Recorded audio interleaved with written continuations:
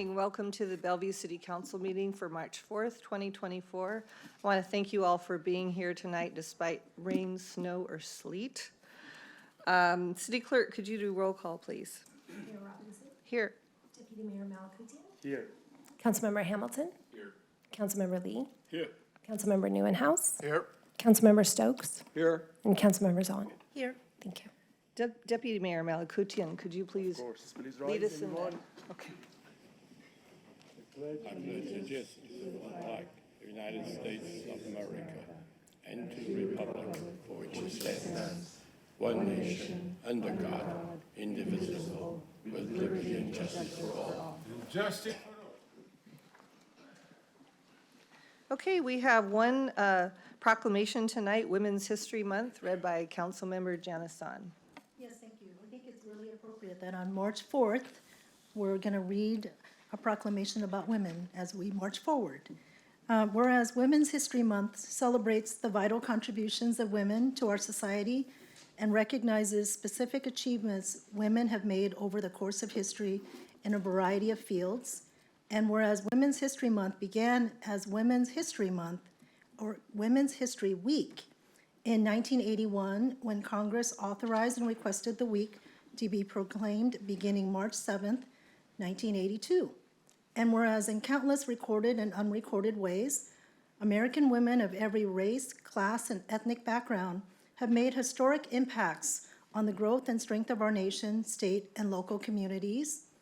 And whereas women, including women of color and immigrant women, have been leaders not only in securing the rights of suffrage and equal opportunity, but also as prominent figures in the abolitionist movement, the emancipation movement, the labor movement, the civil rights movement, and other efforts, including the peace movement, which strives to create a more just society for all.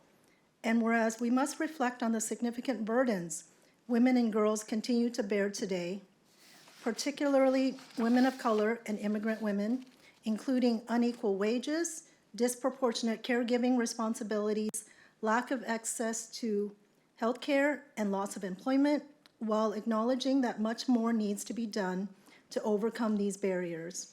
And whereas equity, access, inclusion, and opportunity for all people are values at the core of the City of Bellevue's community vision and the ongoing work of the Diversity Advantage Plan, and whereas recognizing the importance of women's contributions helps ensure these efforts will not be overlooked in the literature, teaching, and study of American history. Now, therefore, I, on behalf of Lynn Robinson, Mayor of the City of Bellevue, Washington, and on behalf of its City Council, do hereby proclaim March 2024 as Women's History Month and call upon all Bellevue residents to observe this month with programs, ceremonies, and activities. Thank you, Councilmember Zahn.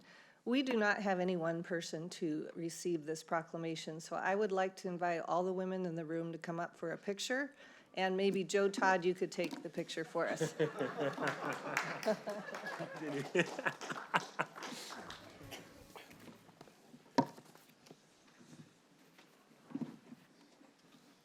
Okay, moving on to approval of the agenda. Do I have a motion? I move to approve today's meeting agenda. Second. All those in favor say aye. Aye. Any opposed? Thank you. Okay, next up we have oral communications. City Clerk, do we have anybody signed up? Yes, thank you, Mayor. This evening we do have a total of 17 speakers pre-registered. So I will go over a few of the rules before I start calling names. First, oral communications is for a period of no more than 30 minutes, and topics must relate to City of Bellevue government. Persons speaking to items on tonight's agenda will be called first, and then if time remains, persons speaking to items not on the agenda will be called. The mayor is authorized to give preference to people who have not spoken to council within the last 60 days, or who will speak on topics that will come in front of the council within the next 60 days. Speakers will be allowed to speak up to 3 minutes, and a maximum of 3 speakers will be allowed to speak to any one side of a particular topic. And with that, I will call our first speaker, who's Irina Gorovitz, who I believe is joining us in person.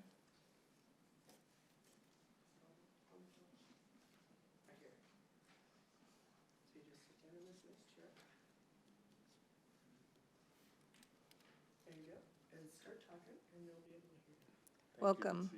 Hello, my name is Irina Zgurevits, Executive Director of Friends of Bellevue Cross-Cultural Center. One of our Board of Director, Mason G, is present here with me.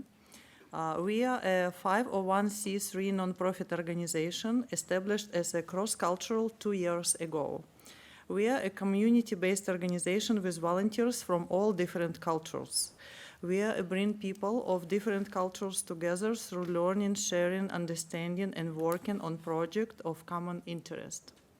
We have done with 6 events last year with more than 600 attendees and 50 volunteers. We support the Cross-Cultural Center Without Wall project and are pleased with the nature of the proposal being asked for and look forward for participating in and strive to see this program succeed. Thank you, City Council members, and Dr. Linda Whitehead. She will talk about this project. We are looking forward to being part of this program. Thank you. Thank you. Thank you. Our next speaker is Mason G.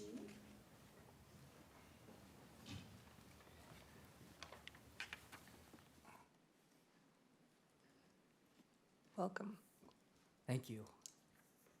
Good evening, City Council members. My name is Mason G. I am an attorney and a board director of the 501c3 organization, the Friends of Bellevue Cross-Cultural Center. Now, I rose about 2 years ago to speak about the Cross-Cultural Center project, and it seems like yesterday. But it has been a much longer period of time than yesterday. I am proud to say that the organization, FBCCC, has done some incredible achievements over those last 2 years. And I would like to highlight a few items on top of what our wonderful executive director, Irina, just told the council. We've brought about 2 years of experience working on cross-cultural activities and community projects, and have proven that cross-cultural dialogues work. The precise type of dialogues that this council has asked to push forward about 2 years ago. We have support from the community. We have support from local companies to help us advance that type of mission where we can bring people across different cultural boundaries together. And we are still finding ways that we can contribute more as a 501c3 organization. And we have a disciplined team and a disciplined staff members like Irina who are here to help, and a committed board to help take our engagement to the next level. And so we are ready to partner and support the Cross-Cultural Center Without Walls program in any way possible. And we are excited about the opportunity and have a list of exciting events already planned and in the works as part of our support for that program. So please do not hesitate to reach out if you have any questions. We are here to help, we're here to engage, and we are here to help make a difference. Thank you so much for your time. Thank you. Thank you. The next speaker on our list is Debbie Lacey, who is, I believe, joining us virtually. Miss Lacey, can you hear me?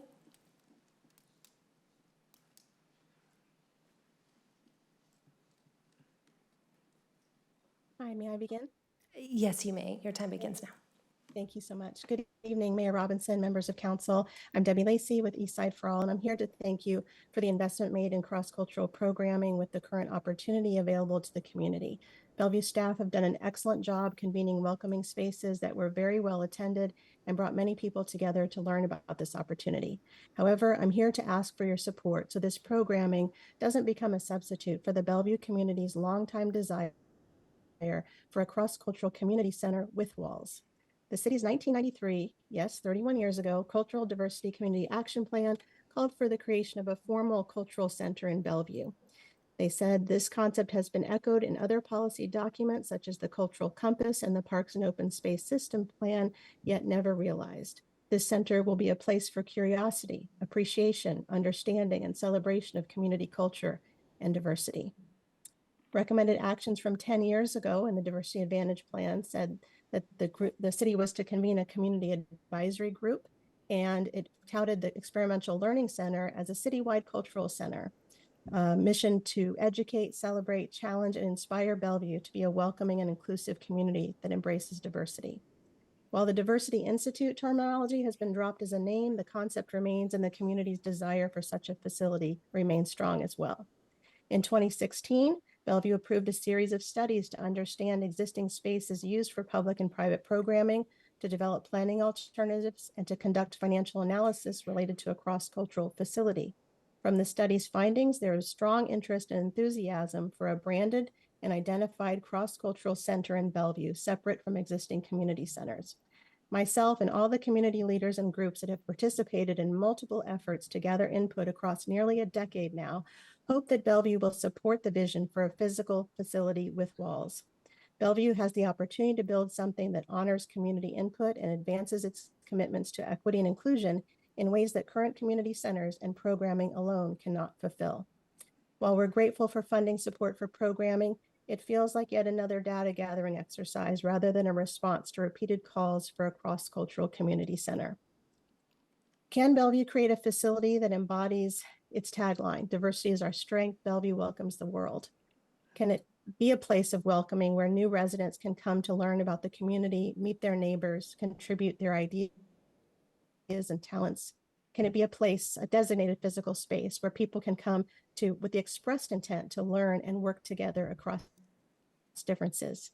I'll continue to champion this for Bellevue, and I invite all of you to please also join that. Thank you very much for your support. Thank you. The next speaker on our list is Sally Lawrence.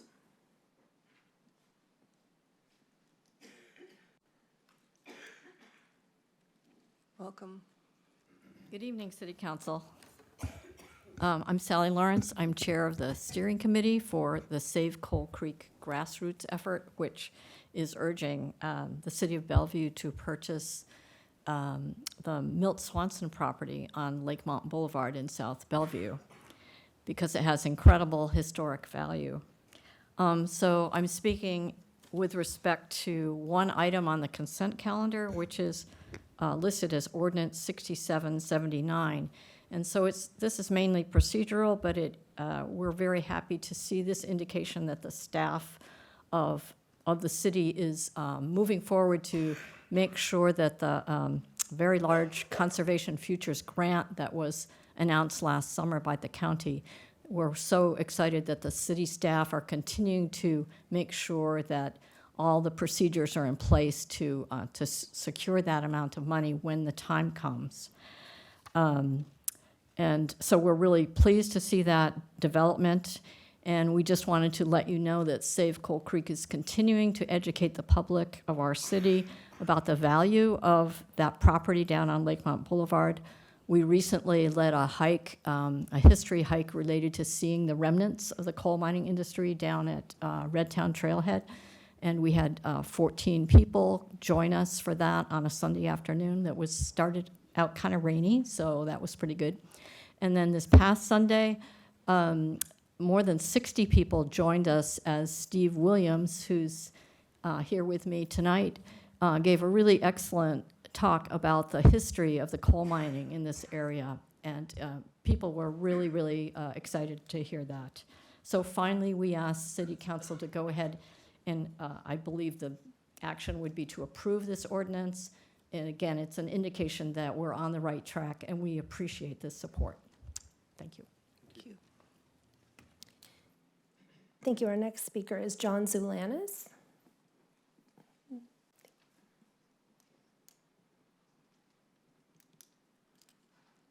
Welcome. Am I coming through clearly? Yeah. Hello, esteemed commissioners. My name is John Zulanis, and I am both a resident and worker here in Bellevue. I am here to speak in support of Bike Bellevue. Last week, you heard testimony from Maria Frost on behalf of Kemper Development Company. To quote their testimony, under the 2044 growth scenario, drivers are projected to experience delays up to 14 times longer than what they experience today. And in the report that they had sent you, they apparently noted that they had identified 16 problem intersections that would not meet their performance target numbers, and with full build-out, that number would increase to 70 intersections. And I'd like to thank Maria and Kemper Development Company for agreeing with what myself and my compatriots have been pointing out for communicating about with our issues with car prioritization. It's been an astute observation to denote that the state of present traffic in Bellevue, especially at peak times, is at best congested. It's clear from her testimony that we're all in agreement that the city being laden with car traffic is indeed a problem that's been identified by everyone. To cite the Bellevue City Government website on the population projection, an additional 20,000 people are expected to move here over the next 10 years, among the impacts of which of adding tens of thousands of single occupancy vehicles, which Bellevue as a city is not able to accommodate. Which is why I'm so excited to hear their support for one of the core tenets that makes Bike Bellevue's implementation so important, reducing traffic gridlock via multimodal infrastructure. When you give people a new method that they can use to travel, they will inextricably learn how to use it. The concept of this is called induced demand. I personally refer to it as the field of dreams rule. If you build it, they will come. If the city builds wider roads, expands to accommodate the projections for heavier traffic, that traffic will appear. And the same can be said for Bike Bellevue. If you expand access where people can safely ride their bikes through different parts of the city, people who own bikes will use those lanes. But unlike car lanes and roads, there's the potential that a person who would have otherwise used a car uses a bike, therefore removing what would have potentially been another car on the road. Sorry, I'm a little shaky here. What I understand, and it's clear that plenty of people still think that aren't convinced, because we haven't seen Bike Bellevue in action, what I'm asking is that you prioritize, piloting Bike Bellevue. Thank you for your time. Thank you. Thank you. Our next speaker is Craig Spizel.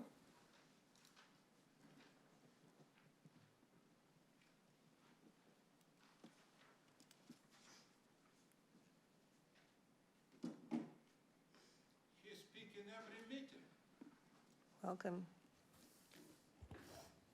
Good evening. My name is Craig Spizel, and I'm speaking tonight on behalf of hundreds of Bellevue residents in support of Bellevue's first responders and their families. We are saddened to learn that the insurance for Kevin Barida's family is no longer being covered. And I should note, in advance of speaking tonight, I've spoken in depth with the chief, the guild, active city manager Carlson, the deputy mayor, Councilmember Newhouse, and most importantly, I had a very long conversation with Kevin today. What the public may not fully understand is that the city has been aware of this issue for nearly 60 days, and your inaction has made national headlines. While I acknowledge that the city has made best efforts to provide accommodations so Kevin could return to work, we all know medically this is not possible. The core issue is for the city to continue to provide benefits to Kevin and his children for just another 6 to 12 months. And this request should not come to anyone's surprise, since we all knew his recovery was projected to be over 1 year. The city responded this week and said it, quote, continually evaluates policies to ensure they reflect our value of commitment to employees and responsible stewardship to the community. I fail to understand how your actions support this. While I understand the city is adhering to terms of the police contract, that does not necessarily make it morally correct. While I'm happy that the Guild, the Foundation, and others are stepping up to fill this void, it is the city's responsibility. It is each one of your responsibilities. The perception is reality, is the city has failed to support our first responders who put their lives on the line every day. Our police department and community is hurting. In the past 15 months, 2 major incidents occur. Just in November, Officer Jackson and now Officer Barida. These are unique incidents, never occurring in the city's 70-plus year history, yet nevertheless, they must be addressed. The city further has stated that established contracts negotiated that are intended to cover typical circumstances. I don't understand how working a protection for a vice president and fawn 60 feet is not a typical experience. A simple remedy is to make an amendment to the contract, but the city has rebutted the Guild's request to do so. So I'm asking the council tonight to make direction to the city manager to make payments to the family, the guild, or the foundation. We need creative solutions tonight, not tomorrow, not next week, and not next month. Other cities have found solutions, and it's time to get creative. In the meantime, I ask each one of you to personally open your wallet, make a contribution to the foundation, and join me in supporting our officers and first responders. Thank you. And note, actions speak volumes. And together, let's make Bellevue's first responders know that we have their back. Thank you very much. Thank you. Thank you. The next speaker on the list is Jennifer Ballin.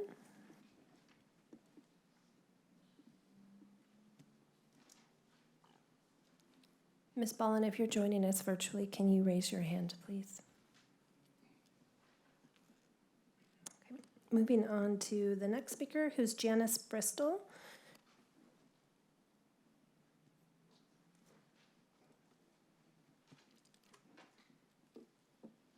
Welcome.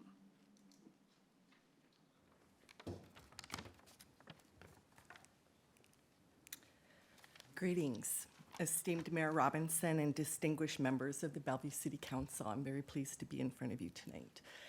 My name is Janice Bristol. I'm a longtime resident of Bellevue, and I also own a small CPA firm in this fine city.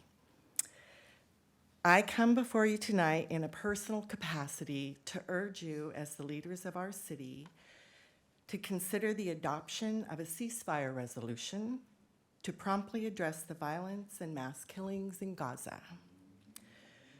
Across our nation, over 100 ceasefire resolutions have been enacted in various cities and counties. Washington State has been at the forefront of this movement, with 14 resolutions passed in cities such as Bothell, Seattle, Bellingham, Langley, Olympia, Port Townsend, as well as the councils of Jefferson County and San Juan County. These actions signify a strong public endorsement for peace now and for conflict resolution. Bellevue is a city renowned for its diversity in Washington, with half its population consisting of individuals of color. Proudly upholds the principle that hate has no home here. Many homes in Bellevue prominently display signs bearing these words, symbolizing our city's commitment to stand against injustices wherever they may arise. I urge you to consider that now is the time to adopt a ceasefire resolution. By taking this step, the City of Bellevue will strongly signal to our federal legislators that we are in unity with our neighboring cities and counties in Washington State, committed to all efforts to prevent the imminent genocide and continued devastation in Gaza. Thank you so very much for your consideration. Thank you. Thank you. Our next speaker is Aaliyah Atwell, who's joining us virtually. Ms. Atwell, can you hear me? Yes, thank you. Your time begins now. All right. Hi, everybody. My name is Aaliyah. I live in East Bellevue. I am a bike commuter. We really do exist. And I want to support Bike Bellevue. Being in East Bellevue, the Greenway has been absolutely amazing for me. It's been very helpful, but it's a little bit disconnected. So when I want to go, my plan as a biker is really to get stuff done. I'm not a super sporty person. I'm mostly just trying to remove a car and not have to pay for it. And I just prefer the actual process of uh, biking to my work because I don't have to worry about parking. I don't have to worry about anything. And I do the same thing for going to restaurants. I do a lot of my grocery store shopping by biking. All of this is new for me since the pandemic. So it's really something that has changed because I uh, chose to give it a try and the Greenway happened. And there were a lot of other things that just were suddenly possible without everybody out on the road all the time. And that's what makes it really important that we invest in Bike Bellevue now because we are getting back to that car traffic that we had. But there are people like me, and there are many other people who would become like me, who are going to take advantage of the places that they can go. Right now, I head to Redmond typically because Redmond is really easy to bike around. It's really pleasant to bike around. We've been just kind of exploring restaurants there. Uh, I would love to do that in Bellevue. It's just really hard. And there are restaurants I really like in Bellevue. They're closer to me than Redmond, and yet I have to drive there because it's just not really possible. But I could get there from Belred. Uh, I have biked Belred, in fact, on a Sunday. It is very scary from a car perspective, but it is a fantastic ride. We don't have a lot of places that are like fairly flat, not Netherlands flat, but at least something that can take us east-west. So when we have that, it's really important that we use it in the right way. Belred is great for biking. 8th is not. 8th is great for cars, or you're not pedaling up that hill. So we should really use the real estate that we have and make it so that people can access the shopping, the restaurants, all the different services, the grocery stores, everything by bike, and really take us away from an approach that we know doesn't work. So let's switch people from cars to bikes. I think we can do it. Thank you. Our next speaker is Tay Zaks, who I believe is joining us virtually. Mr. Zaks, can you hear me?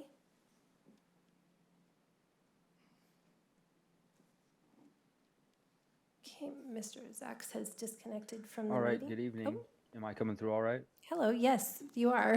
Go ahead. Okay, I couldn't hear you. I'm sorry. Am I coming through all right? Yes, we can hear you. Okay, great. My name is Tay Zaks. I have a prepared statement here with a proposed resolution, but I got to lay some groundwork before I get there. Good evening, Mayor and Council members. I request all documents and communications with your council and the Anti-Defamation League be made public. I have with me today the ADL toolkit that was sent to city councils across this nation in an attempt to restrict free speech.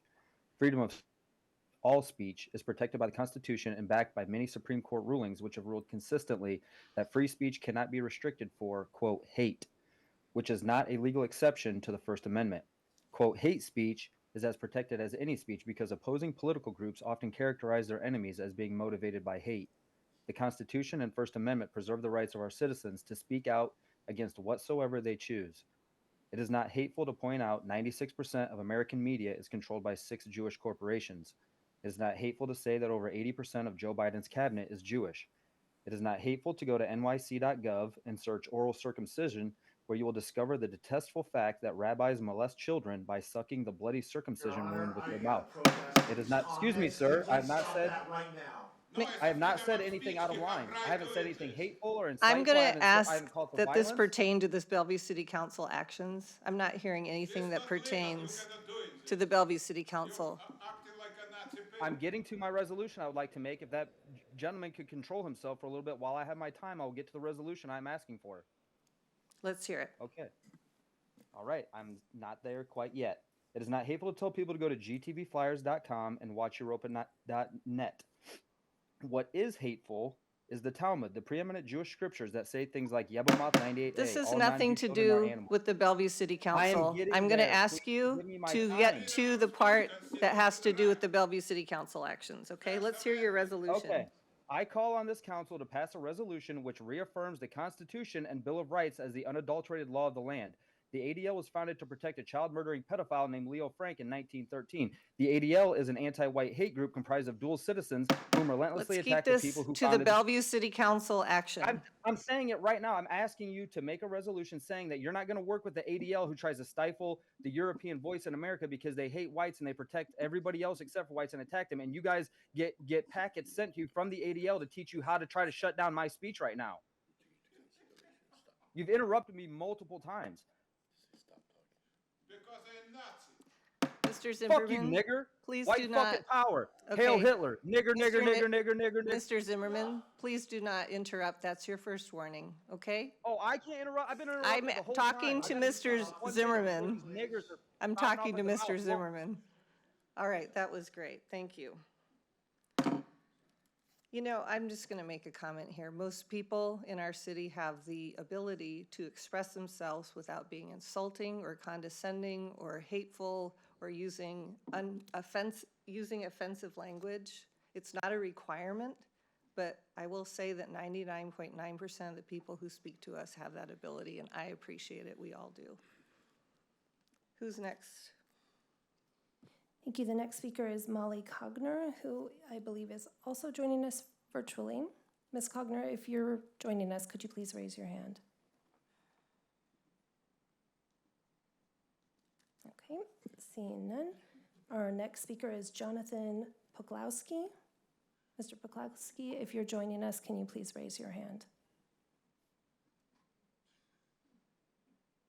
Okay, and our final pre-registered speaker is Alex Zimmerman. Yes. Thank you very much.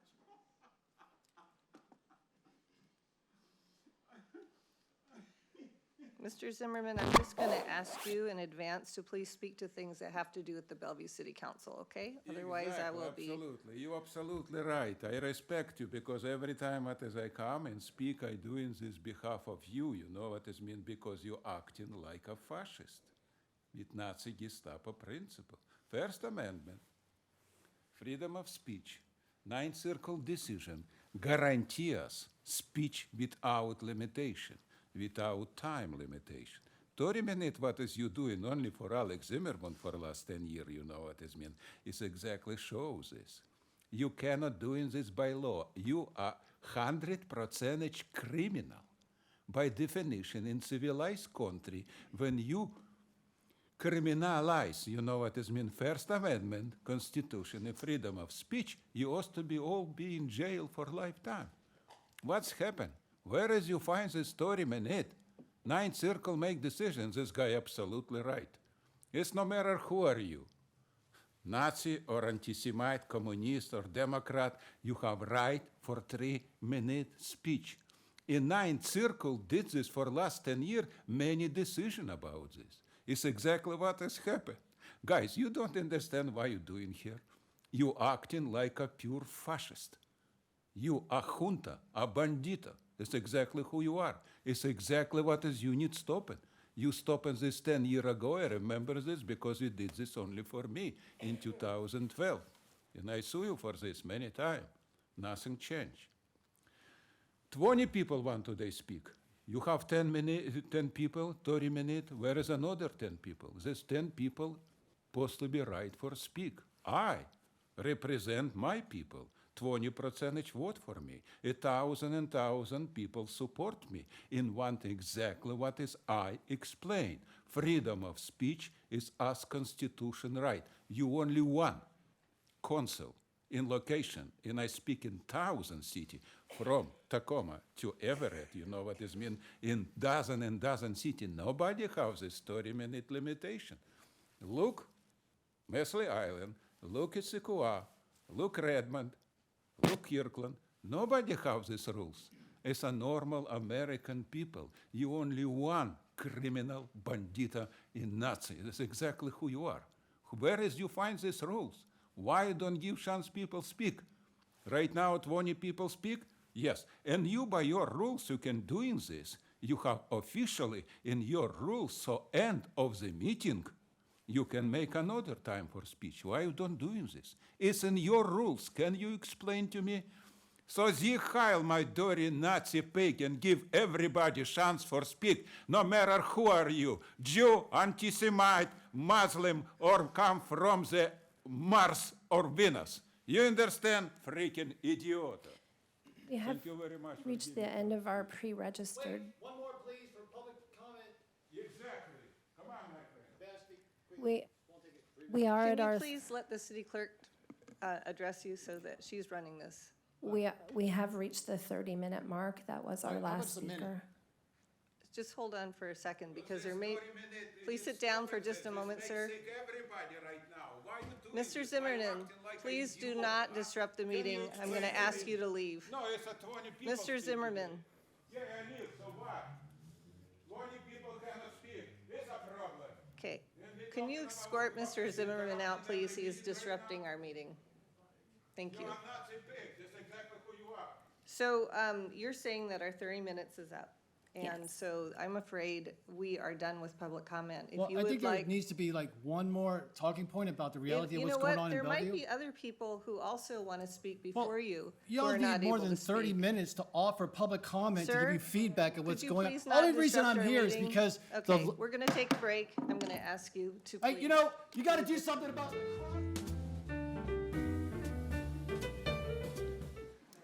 Okay, we'll call the meeting back to order. And to anybody else in the audience or online who did not have a chance to speak, please email your comments to us at council, was it? At bellevue.gov. council@bellevue.gov. Okay, next up, we have a written report in our packet, an update on the Parks and Community Services Board fourth quarter 2023 report. Is it 23? Yeah, because it's from the last quarter? Okay, thank you. So that is worth reading. I read that. That's very good. And now we have a report of the city manager, Mrs. Carlson. Thank you, Mayor and Council. I have one item that I would like to add that's not in the agenda for the city manager's report. And then we'll bring up our staff to give that report.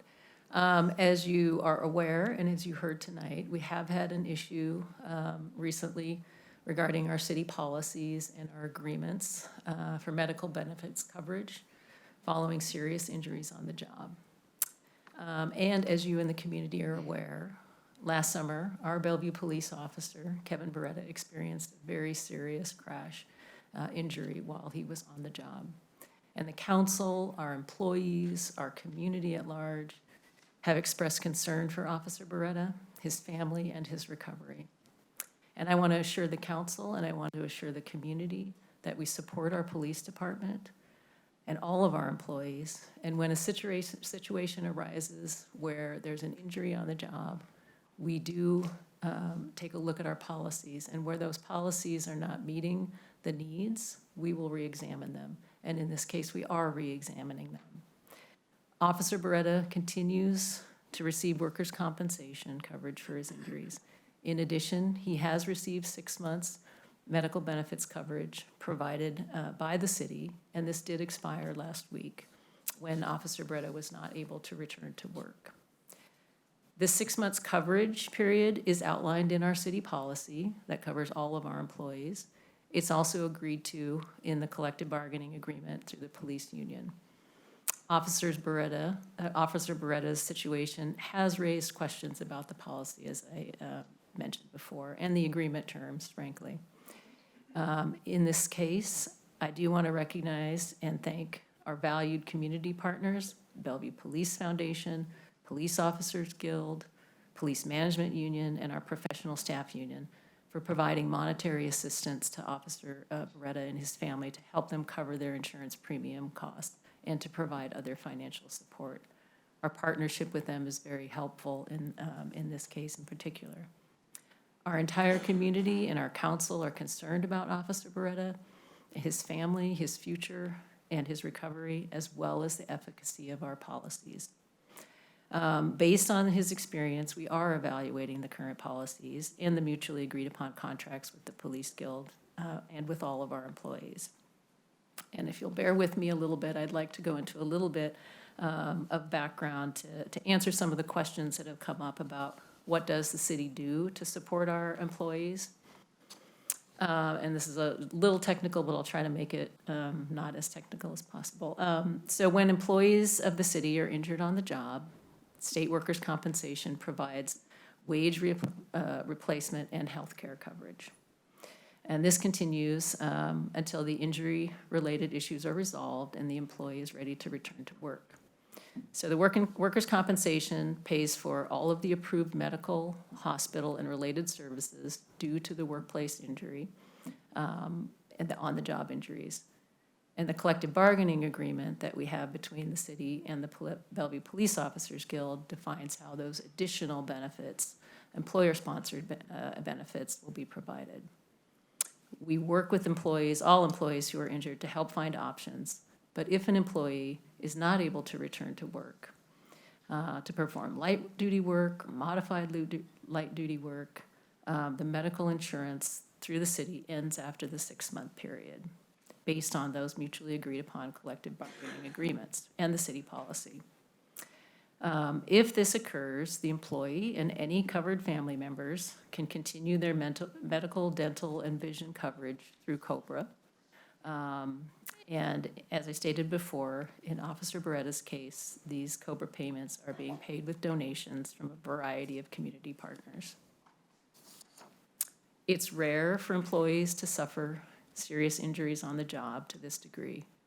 But Officer Beretta's situation has spurred us to evaluate the policies related to healthcare coverage to ensure that these policies and practices meet the needs of all of our employees, ensure that we are fairly administering these policies, and that we are doing it in a way that reflects the value of responsible stewardship to our community and our commitment to employees.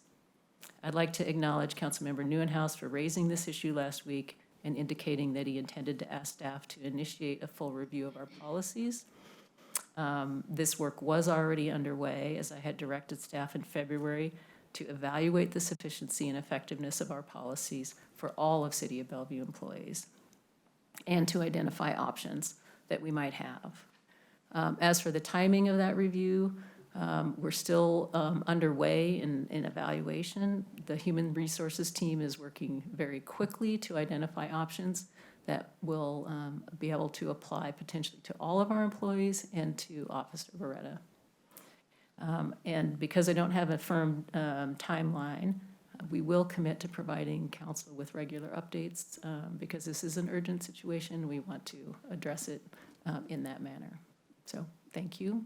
That was a bit long, but thank you for allowing me to get that information out. Thank you.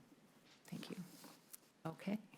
So now, for our scheduled report item, we have a good news item under the city manager's report. So we have Eric Miller, Implementation Planning Manager, and Mike Ingram, our Senior Planner from Transportation, to share information about a federal grant the city received through the Puget Sound Regional Council's competitive process for the construction of the East Rail to Mountains to Sound Greenway Trail connection. And with that, I believe they have a little presentation, and I'll turn it over to Eric. Thank you, City Manager. Good evening, Mayor Robinson, council members. Mike and I were really excited to come tonight and share some details about an action that council took back in January. It was part of a consent calendar, I think, on January 22nd. Council authorized, with little fanfare, a grant agreement for the $2.5 million of Puget Sound Regional Council awarded federal funds. This is a really exciting project, the East Rail connection to the Mountains to Sound Greenway Trail.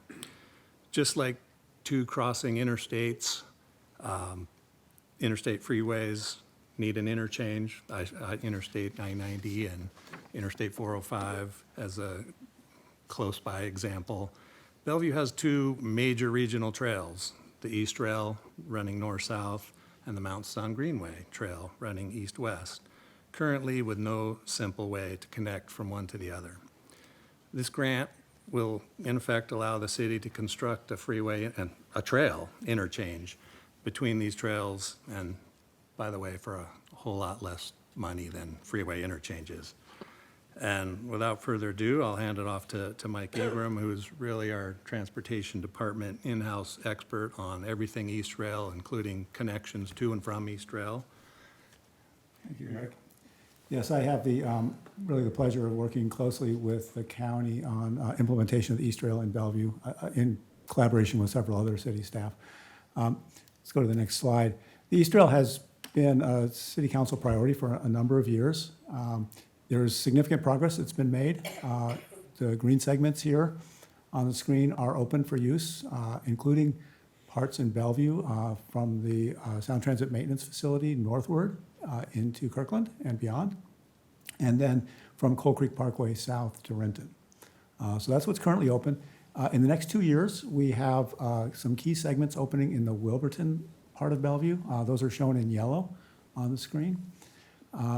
Including the bridge over Northeast 8th Street, the interim trail through Wilburton, through central Wilburton, and the historic wooden trestle will be rehabilitated as well and open in the next 2 years. as well as the crossing over 405. So those are some big milestones that are just coming up very shortly. The remaining piece is the crossing at I-90, which is not yet fully funded. So that's the current focus of attention. Next slide, please. So here we've shifted our orientation. North is to the right. The white is the East Rail, and the blue is the Mountain Sound Greenway or I-90 trail. And you'll see that the two do cross one another. They're on the south side of I-90, where we've got the label that says I-90 Steel Bridge. But there's a grade difference of about 35 feet, so you can't make that connection. And so what the grant money will allow us to do, the grant that Eric mentioned a moment ago, is develop a trail connection using two city streets. So Southeast 32nd Street, which is called out here, and 118th Avenue Southeast. So via those two city streets, we'll be able to develop a high-quality, comfortable connection between the two regional trail facilities. Next slide, please. So this is a look at the situation on the ground right now. So on the left, we have a 118th Avenue Southeast, Mercer Slough Park over to the left. We have a fairly dilapidated shoulder here that people walk and bicycle on. And so on the right is an illustration of the improvement that we'll do. So there'll be a vertical and a horizontal separation. We'll have a curb, we'll have a 5-foot planter strip, we'll have a 10-foot separated path on the west side there. And so really the intent is to have a facility that replicates the quality of the experience and the comfort level that you have on the separated paths. Because we want people to be able to, feel that same level of comfort connecting between the trails that they feel when they're on the trails themselves. So that's the goal here. And so we will be building this, largely using that grant money in 2026. The additional benefit here is that this trail along 118th Avenue will fill a gap in the city's local trail system along the east edge of Mercer Slough Park. So we have a gap from Southeast 32nd Street down to I-90 in the city's trail system. So this will fill a gap in that as well. So we get kind of a double benefit out of this. Next slide. And so finally, just kind of in summary, the connector will be a city project that will be it's largely funded with that grant. The East Rail I-90 crossing is a project led by King County. It's a $49 million project to rehabilitate the steel trestle and construct improvements on the connecting trail segments to the north and to the south. So it's about 1.7 miles total length. The county has identified some funding for that already from the state of Washington as well as some of their own resources. We still need $35 million. Last week, the county submitted an application to the U.S. Department of Transportation for a RAISE grant, which, if successful, would involve $25 million. So we're hopeful on that. They are very competitive, but we're hopeful, and that would still leave them about a $10 million gap. So we're working hard on that last piece of the East Rail in Bellevue and really along the core part of the regional corridor. So that's our good news story tonight, the city's role and how we're collaborating with the county to generate benefits for the community of Bellevue as well as the region. So thank you. Terrific, thank you. We don't have discussion with city manager reports, so we're just going to smile. Thank you. Okay, thank you, city manager. Anything else? No, Mayor, that's it. Thank you. Okay, so next we have council business and new initiatives, and I'll let you, city manager, introduce it. And I don't know if you're going to stay for the conversation or not. It's up to you. I will be staying for the conversation, but I was not part of developing the presentation. Oh, So I'm sure I am that's going true. to turn it right over to Joy and to Charmaine. Okay. Perfect, so thank you. Good evening, Mayor and council members. So this evening, Joy St. Germain and I are here to help facilitate a conversation regarding the process for filling the permanent city manager position. So the purpose of tonight's meeting is to allow the council an opportunity to discuss this as a group and we seek any feedback or direction the council is ready to provide this evening. So with that, I'll start with a little bit of the background, and then I'll turn it over to Joy, who'll provide some additional information and some considerations to keep in mind as you give direction to staff. So first, under the council manager form of government, the city council sits as the policy-making body and is tasked with hiring a professional city manager.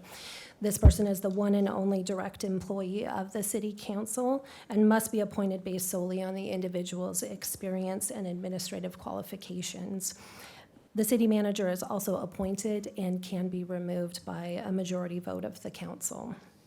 So the city manager, among other things, oversees and provides strategic leadership of the day-to-day operations of the city and implements and operationalizes the policies set by the council. Therefore, the hiring of a city manager is a significantly important decision the council is embarking on, and the city manager must possess the qualities and expertise to carry out the responsibilities of the position. So a little bit more about background. The City of Bellevue has been very fortunate to have had very strong and long-tenured city managers appointed by past councils. In fact, the city has only had 2 city managers in the last 23 years. Steve Sarkozy, who was appointed in 2000 and served until 2013, whereby Brad Miyake was appointed as the acting city manager and then made permanent city manager in 2014. And then he served until November of last year. At his retirement, the council acted immediately and appointed Diane Carlson as the current acting city manager. So when looking at a process for permanently filling the city manager position, there's no hard and fast rule and no one size that fits all. Each city is unique in its needs, and each council should build a process that works for the council, the city, and the community. So at this point, I'll turn it over to Ms. St. Germain, who will talk a little bit more in depth about any other decision points and key considerations that the council should be thinking about as we're working through this. So Joy? Thank you. Good evening, Mayor and council members. There are some key steps and decision points to consider in the process, and I've noted some pros and cons for consideration. First consideration is a direct appointment or recruitment. So on a direct appointment, some of the pros are this acknowledges the experience, expertise, skills, and suitability that the acting individual possesses. Another pro is that it expedites the hiring process and ensures smooth transitions and the continuity of operations. A few cons of a direct appointment is that could be a potential perception of favoritism or bias, and it's a lost opportunity for others interested in the position. For the recruitment, some pros and cons. If considering a recruitment, that provides an opportunity for others to apply and compete for the position. And another pro is would bring a broader talent pool to assess the best candidate among the applicants. Some cons are it incurs additional costs for recruitment and selection, and it also would add additional time and could be potentially disruptive. Another consideration is looking at utilizing human resources internal staff or an external firm. Looking at utilizing the internal HR staff, there's some pros and cons. Pro would be the overall recruitment timeline savings of maybe 2 to 3 months. And then the staff would lead and would have in-house knowledge of the city. Some cons are potential staff capacity issues of our staff, and then also potentially a smaller network of job applicants, given the external recruitment's resources. So utilizing external resources, some pros and cons. The pros, executive firm would lead with HR and city clerk's office supporting their effort. They do have focused expertise with an expanded national talent pool of candidates and their networks, as that's their profession. And there's some time savings for HR and city clerk staff. Some of the cons are that there would be additional time to recruit and secure the executive search firm. And the cost range estimate for their services is between $30,000 to $70,000. And there are additional logistics and time involved with the external firm. So again, the direction is that staff are seeking feedback and and direction on the process to permanently fill the city manager position. Specifically, decision A is to direct staff to create a city manager profile. The city manager profile, this would define on behalf of the council, the city manager's job profile, the experiences, expertise, and characteristics that an ideal candidate would possess.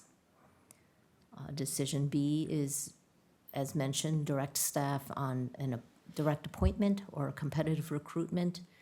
If the direction is for a competitive recruitment, the decision is on directing staff to use in-house resources, human resources staff, or an outside external consultant. So as we discussed, there's many decision points along the way, whatever path the council chooses. The purpose of tonight is to allow the council an opportunity to start the conversation around how you would like to proceed, and we welcome any feedback or direction from the council. So at this point, I'll send it back to you, Mayor Robinson. Okay, thank you for this presentation.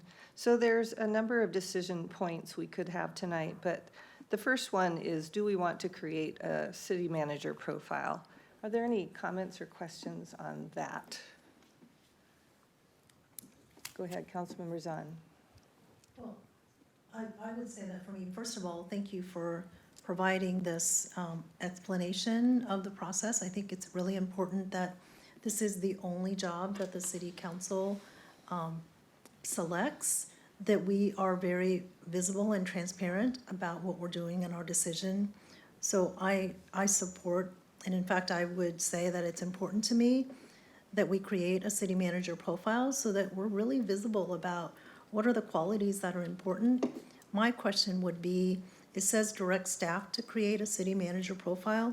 And my question for my colleagues is that, is staff creating the profile? Are we getting input from council members, the community? It seems to me that, especially since we tend to have very tenured city managers, that it's really important to make sure that we're getting voices that are giving us feedback about that profile. And for me, I don't know that I would be able to make a decision B until decision A is presented, because I don't know that we could make a decision on appointment or recruitment without having that visible profile. So those are my thoughts. Can you explain to us a little bit with the process of creating that profile? Yes, so as the decision makers for the position, it would be created by all of you, but facilitated, whether it's with an external consulting firm or HR. Likely, some of the processes are individual interviews to collect what you're looking for in the position. It could include getting input from internal staff, leadership, and as well as getting community feedback on what the qualities and qualifications are that they're seeking in the city manager. So it's really not that we would be creating it, but really facilitating and collecting the information and the direction from all of you in particular, because ultimately the council is the body that selects and appoints the position. Thank you. So even though we would be directing staff, it would involve the council. So any other comments or questions on just that creation of the city manager profile? Jared has his hand Okay, up. go ahead, Councilmember Newenhouse. I have a similar comment, actually, but I will add one additional piece to that, because I want to make sure the community does have an opportunity to provide some input, as well as everyone in terms of senior leadership on down to have an opportunity, as well as council members. Just one small technical question. In other searches, in the private sector at least, a lot of times if they go the executive search firm route, a lot of times they like to be involved in that process as well. So how do you see that going forward? Or so I know you're putting this first decision A, but do we need to have the lens on of, would we want to bring in an executive search firm to help with the development of this profile, especially with the looking forward in terms of the recruitment process and the importance of that? That's a very good observation on which comes first and what the role would be. Often when we are working with an executive search firm, HR is often involved in that whole process. Right. So often we are crafting the first draft, and then if we're going to be using an executive search firm, they would take that information and do further work on it. That often is the foundation for a recruitment brochure and getting the word out to find candidates. Right. So it is something that we potentially could draft first and do some of the process, or it is going to the other decision point and then having an external firm take on that role. Okay, so it So, sounds like. Go Can ahead. we clarify then, is it necessary to have an outside firm to get a city manager profile? I feel confident that we can, with input from all of you individually or as a group, however, whatever process you want to use, including getting feedback from leadership, the community members, to ask specific questions, whether it's through a survey, but really to hone in on what are the competencies and qualifications that are being sought, and then gathering that up, again, bringing it back to the council for final decision. Okay. Good? Yeah, I'm in favor of that direction moving forward, but if we do go the route, in the part of the decision B, I would like to get the executive search firm integrated into that as soon as possible, whatever Okay, that we're might not look like. there yet, but. No, I thank know, you. I'm just saying if we do go down that Okay. path. Well, just to be clear, we're talking about directing staff to create a city manager profile. And so, Councilmember Lee, you had a comment or question? I agree with what's been said, but I just want to add my perspective. I've been around so many years, and I've hired a number of city managers, and I recollect most of the time we, have outside recruiters, research, but that's next to talk about. Now I do believe though we probably should have a profile, because now the city is in a different time, different position. When we hire city managers, we all have a specific need. And we actually say we're looking for certain talents that can actually help our city. So I believe that that's important, because we hire somebody to meet the needs that we have. And so we need to know hire somebody with some criteria, requirements, and expertise to meet our needs, the city's needs, of the current needs and future needs especially. And I think it's something that the city council can talk about. And also maybe the community needs to be involved to some extent. It depends on how we represent the community, or how do we get the community input, so that we can develop criteria, requirement, and some, considerations. And that's what I think we can use to make a profile. And whether it's be something that the city staff does, human resources, or do we have to talk to other people to get some of that input? I assume that some of us would have some ideas by talking to other cities, other council members, other people that we know. But at the same time, maybe we can have some other sources of information, experts. So it's up to all of us to figure out what do we need to have, how do we get it. But the important thing is, this is the most important job the city council has. One of the most important is because we have hired direct person that actually carry out the city's duties, responsibilities. So it's very important. So we need to be engaged, involved, and be Okay. transparent to the city, to the community. Thank you. Okay, I'll go on to Deputy Mayor. You guys want to say something? Thank you, Mayor. I just wanted to first thank you for your great presentation. I love this chart. It's really matched my engineering brain to do the decision tree. Thank you for making it so simple for us. I also wanted to acknowledge the outstanding work of our acting city manager. I just wanted to mention that 3 months, 4 months, I just have seen great and amazing work from her. So just wanted to acknowledge that before I put my input. I think I'm echoing what everyone said, that I think for any hiring, we need a profile to be able to assess candidate against that profile. So I echo what everyone else said. I also echo that we need to have a community input as a vital of this process. I think it's important for the city that we hear from our community to see what that profile looks like. I know we are just talking about that, but I just wanted to emphasize on my difference between my opinion with my colleagues is I do not need to have that profile first to be able to make my decision be and direct the staff. I think I see it as two different things. We all need the profile 100%, but I can make a decision in a two different way for the decision B. Thank you, Mayor. Thank you. Councilmember Stokes. And we're just talking about decision A right now, which is the city man. Should we direct staff to create a city manager profile? But the conversation's been with both of them included. I'm going to ask to stick to A. Okay, then I come back and talk about Then B? we're going to come back and All right, have all right, another- just want to make sure. Yeah. Just want to make sure. I mean, that sounds like a good thing to do. I mean, city manager, the staff, and they have their viewpoint on it. And I do think it's not just direct the staff to create city manager profiles. The staff, it's the city council. I mean, we have the main job to do this. This is the biggest thing we do in this type of thing, and it's up to us. And go out to the community. We are representing from the community. They've elected us to represent them, but at the same time, we need to go out and get, ideas from people. So, but I don't think this should be something that bogs us down and takes very long. And I think staff can help a lot in terms of focusing on that. We've had 2 city managers now in, 20 years, and we have a lot of history about what has been done, what has been done in the past, what we need in the future. So I think we can put this together fairly quickly. We shouldn't get bogged down in this one, and then we go on to B with that in line. So I'm ready to go on that.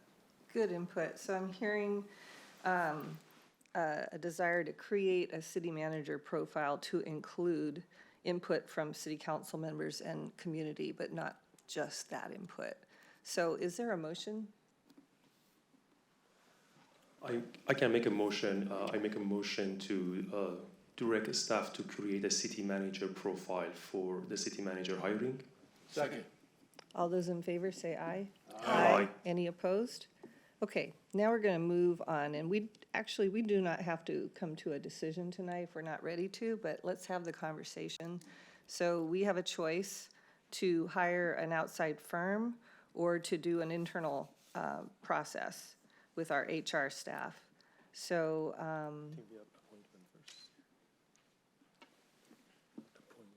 oh, goodness. Sorry, I jumped the gun.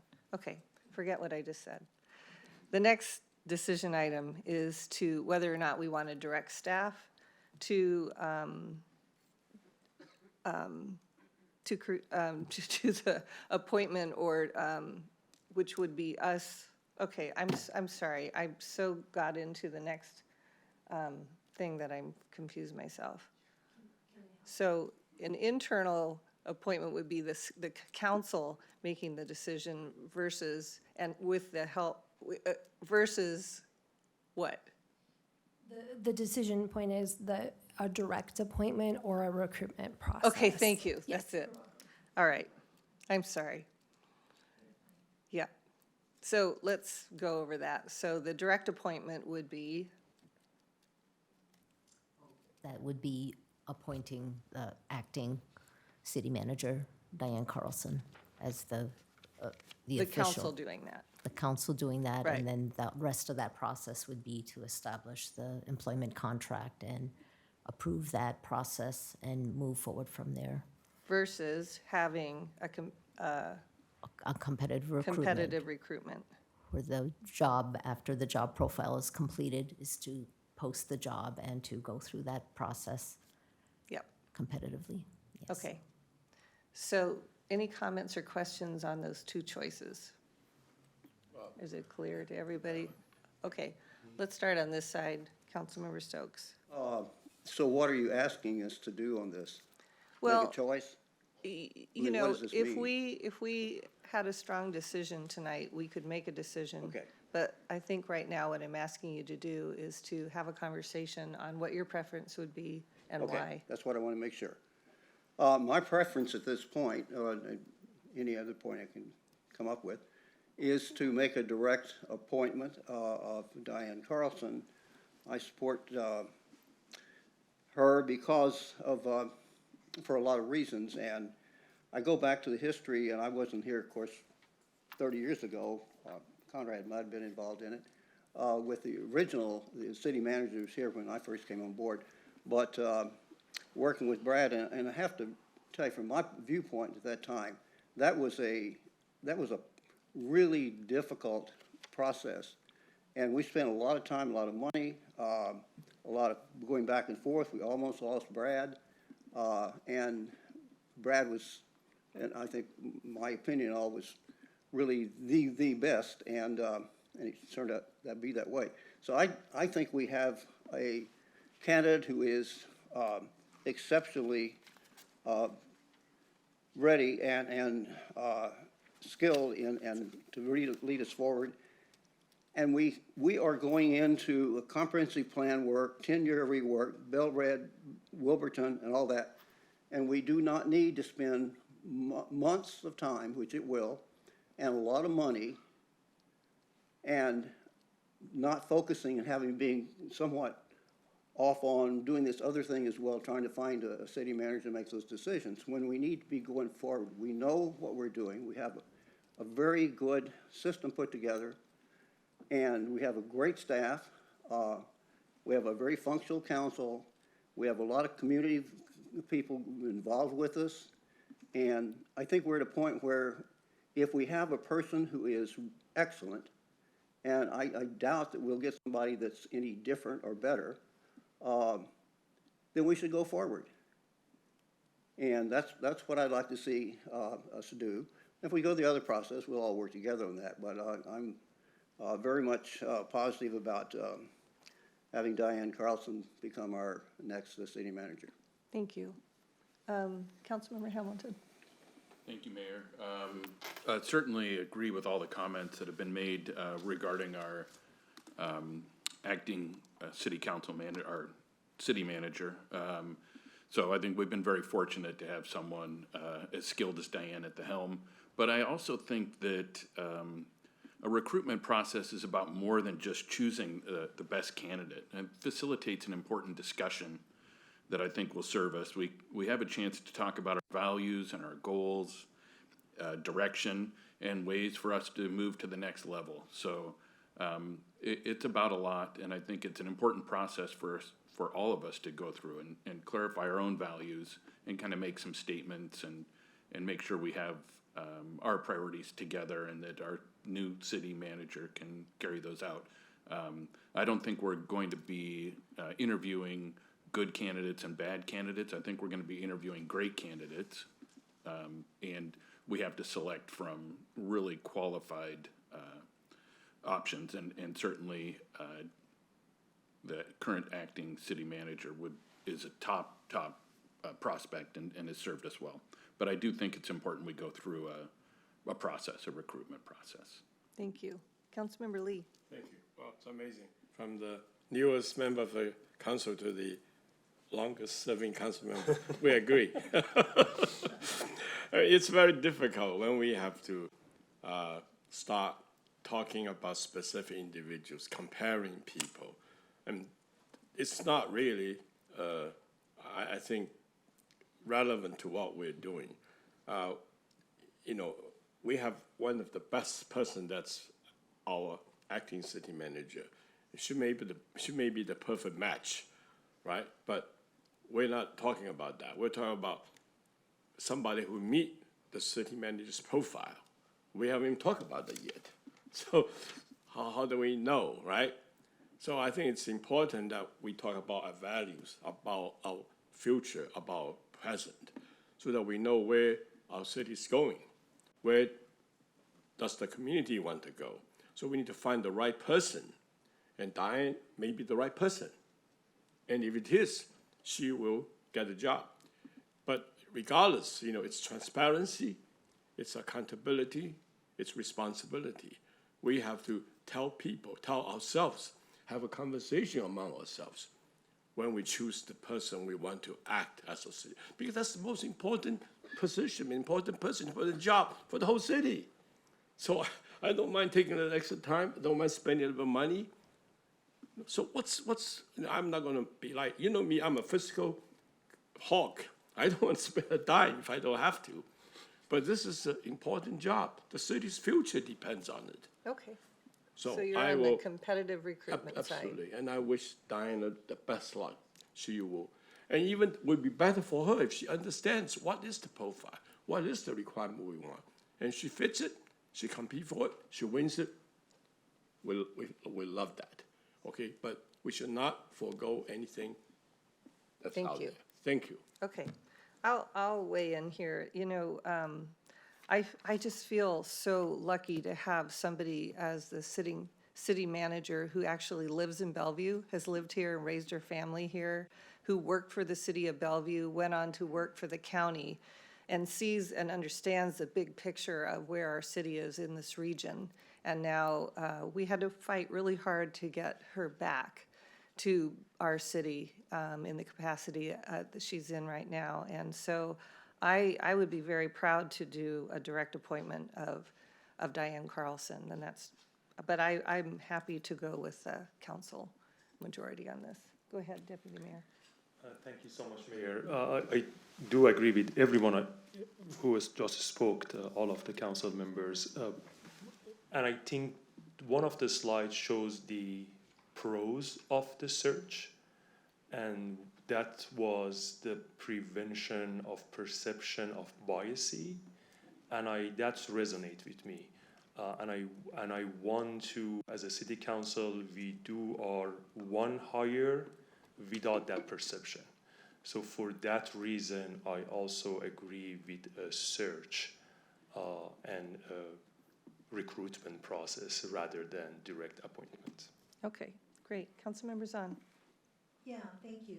You know, I would say that I am going to repeat what I brought up when we were talking about Decision A, because for me, what I think about is that maybe it's slightly different than what I'm hearing from my fellow council members. I think the actual act of generating the city manager profile is a place where we can facilitate conversation. We can talk about what we value as a city council, as staff, and as community.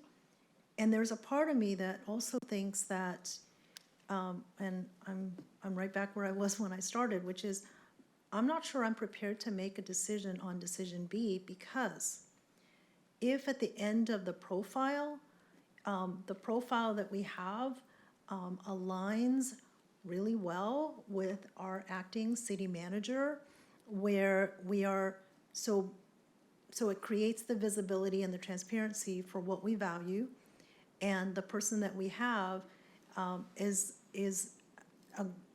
aligns with that. Then when I think about the recruitment pro of broader talent pool to best assess the best candidate, you know, we actually have alignment between the profile and the incumbent. So do we then need to go out and search again for another better candidate? But I don't know that because we haven't actually gone through creating the profile and engaging us, the community, and staff. So I'm hear you saying that you would prefer that we get the profile first before we even make a decision on B. That's right. Okay, so that is another option, and I'll send us around again to comment on that, okay? Councilmember Neuenhuis. Thank you, Mayor. Well, it's been a good conversation. I appreciate the comments thus far. And I first just want to make it crystal clear that I believe Acting City Manager Carlson's done a fantastic job, and in no way, if we do go out in the competitive route, reflects any way on the acting city manager. So I just want to make that crystal clear if we go that route. You know, and I appreciate the historical analysis here in terms of how we got to who I think was just such a phenomenal city manager with Brad Miyake. Yes, it took a while to get there. I think we had 2 rounds. I don't believe he even applied the first time around, but did the second, and he ended up being the best candidate for the position. And that could very well happen this time around as well. However, I believe in competition. I believe that going through that process, as some of my colleagues have mentioned, is actually a good exercise to go through. Because we might be making some assumptions, even the way some of the things that we put into that profile, that might change a little bit during that process, or we might put more emphasis on certain qualities or certain experiences at the beginning, but maybe halfway through this process, we might think, hey, there's actually some expertise that we're missing that we need to include in this profile, or that we need in this next city manager. So I think, and I understand Councilmember Stokes' concern. It is a bit long, but I wish we could have started this a little bit earlier, because I know this will take probably at least, 6-9 months, probably. But I believe at the end of the day, we're going to find the right candidate going through the process, even if it takes longer than we want. Ultimately, I think we'll get to a better place. So I'm very much in favor of going the competitive search route with an outside executive search firm, because I think there's some value to that as well.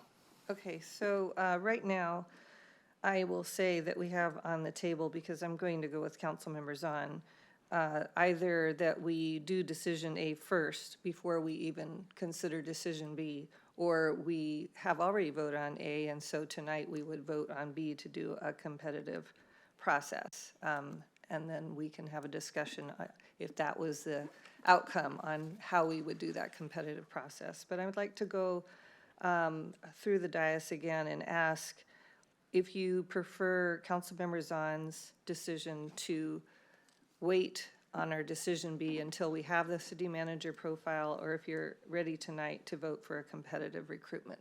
So, Councilmember Stokes? I'm in favor of decision A as you put it forward. Okay. Councilmember Hamilton? Well, we shouldn't vote. We're just doing comments, so we're not voting yet. Okay. But you did a nice comment. Thank you. Just wanted to clarify. I think Councilmember Zahn's points are well taken. It's especially helpful advice for me, because I do tend to want to kind of move through things quickly, but I think we can do it all. I think we need to do it all. And, some of the comments that have been made, we have a lot of important work to do. And I think moving forward with both the process and the profile makes sense. So that's what I'd be in favor of. Okay. Councilmember Lee? Speaking from my, experience, we've always gone outside, recruit people. That's why we always have the right city manager, good city manager. That's why the City of Bellevue's done so well. We have never had any disaster, because we always look for the best. We all went outside. Even the people who got recruited, like Brett in his case, we went outside. He won. He competed, fair and square. So you're for the competitive process, I definitely would go for competitive, for all Okay. the reasons we've said. Okay, Transparency and all that stuff. Good. And it's all going to be defined by the city manager's profile. Okay. We cannot fit our profile on an individual. That's called bias. We have to decide on the profile, then figure out what's the person who will fit the profile the best. That has to be from recruitment. Our current acting city manager might fit. Would you want to do the profile before you take a vote on how you want to do the recruitment? Yes. Okay, Because so that's profile will Councilmember have to be Zahn's made. recommendation. What? That's Councilmember Zahn's recommendation. What's our recommendation? Is that we have the city manager profile created before we take a vote on the recruitment process or the appointment. We need to profile, at the same time has to be competitive. Even the profile fits our current city manager perfectly, because of transparency, because of public input, because we have to discuss among ourselves. We cannot just say, hey, you got it. We have to have a competitive process. Okay. So it's for transparency. So I'm for going to assume community you want to input, do for both. differentiation, Okay, for legitimacy. thank Let's you. put it that I way. gotcha. Okay. Okay, Deputy Mayor. Thank you, Mayor. I appreciate Councilmember Zahn, and I think that's a great point. But I still believe if we assume we have the profile right now and our amazing interim city manager match that, we still need to go for recruitment. And for that reason, I think these two are separate decisions. So I am aligned with creating the profile, and at the same time, I will vote for the recruitment route. Okay. Councilmember Zahn, do you want to speak to your idea any further? For me, it wasn't an opportunity to pause and just see if there's alignment, but I understand where my colleagues come from, and it was just a suggestion and an idea, and I'm fine with the competitive recruitment from the beginning. Councilmember Newhouse, would you like to make a motion? The motion is to direct staff to create a city manager profile, while at the same time starting the process of identifying an executive search firm for a competitive recruitment. No, we're not, we haven't decided how we're going to do it. So it's, no, we just, I think we have a. I can help to move the motion. Okay. I make the motion. I move to direct the staff on competitive recruitment for hiring the city manager. Is there a second? Second. All those in favor say aye. Aye. Aye. Any opposed? Okay. So now, Deputy Mayor. Yes. You want me to start talking about the second one, the third one? Well, so, Can I suggest? let me just explain where we're at. We're on that bottom square here, so we've decided to do a competitive process. And we can decide, and we don't have to decide tonight, okay? But we can decide whether to use inside staff with our HR, who will do the full process, involving the community and everybody, or if we want to hire an outside consultant. So I'll start with Councilmember Lee. Our staff is, I don't know what the capability is. They're so busy. I want to know how, will you do it fairly? I mean, if you can do it, we sell a lot of money. But I believe that it's probably more fair, more transparent, because our acting city manager is your boss. If people are outside, I think it's probably better and more efficient, effective. It may be a cost of more money, and we can be helping them. We can help directing them as you work with us to help select. So you want inside I would like to staff have or outside consultant. Outside. Yes, because I don't know Okay. what they can, unless they say we can do it, and That's we'll okay. do it. That's good. I haven't heard that. Okay. Councilmember Hamilton. I wonder if you could address the question that Councilmember Lee has raised. Does the department have the capacity to conduct this process? It would be, the capacity is a concern. That is correct. Either way, HR is always involved with executive recruitment, so we would be involved. It's a different level of involvement if we are the lead entity doing the entire process. You want to put the pros and cons up again? Yeah. Of this aspect of it? Here you go.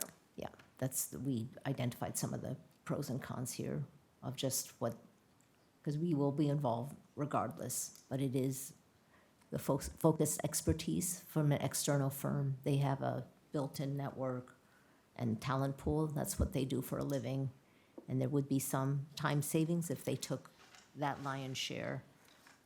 But it is the cost piece and the time for additional recruitment. And where's the pros and cons of that in-house? One slide before this.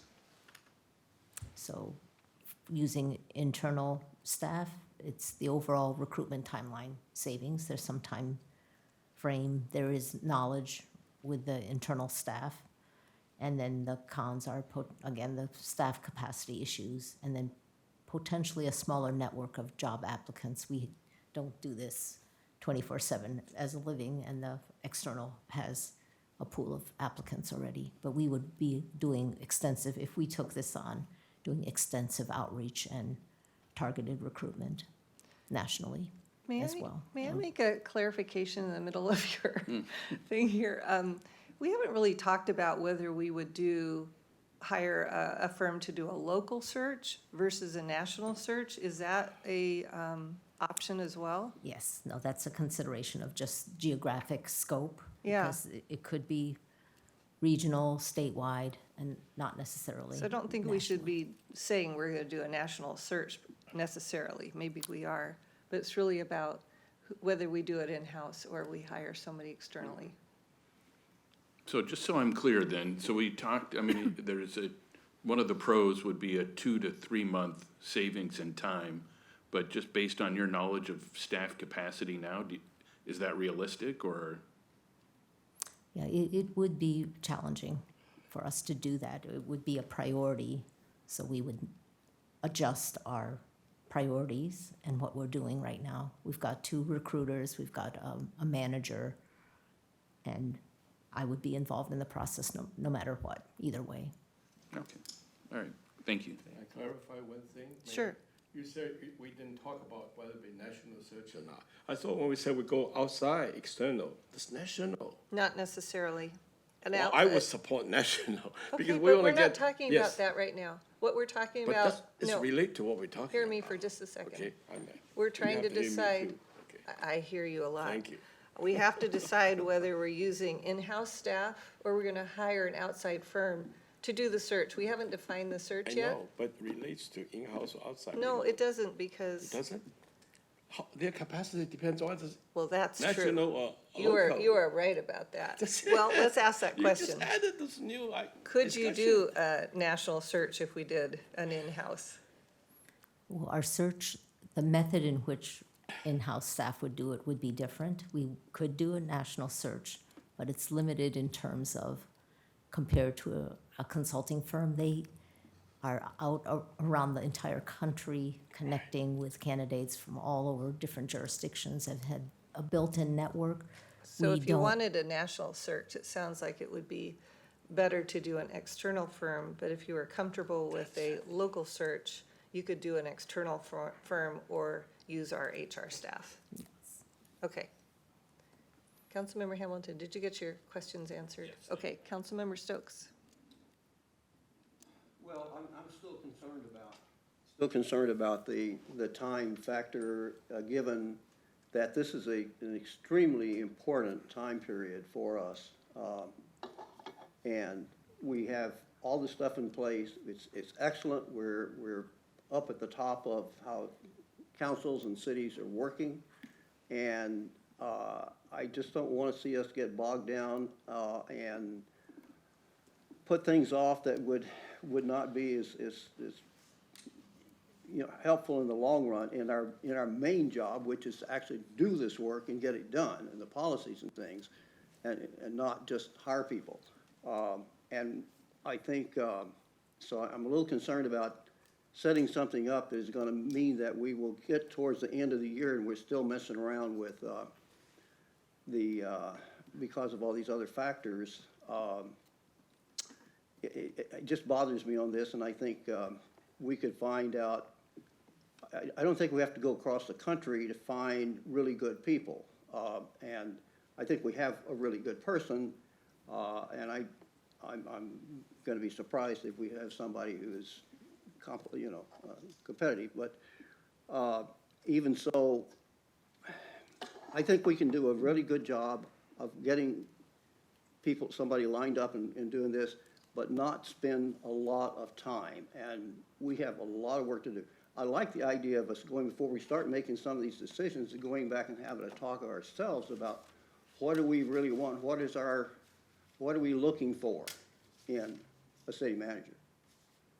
And I thought that was a good suggestion before we start deciding, do we want to do this nationally over, 6 months or 8 months at, probably 500,000, or do we want to do it locally or more locally?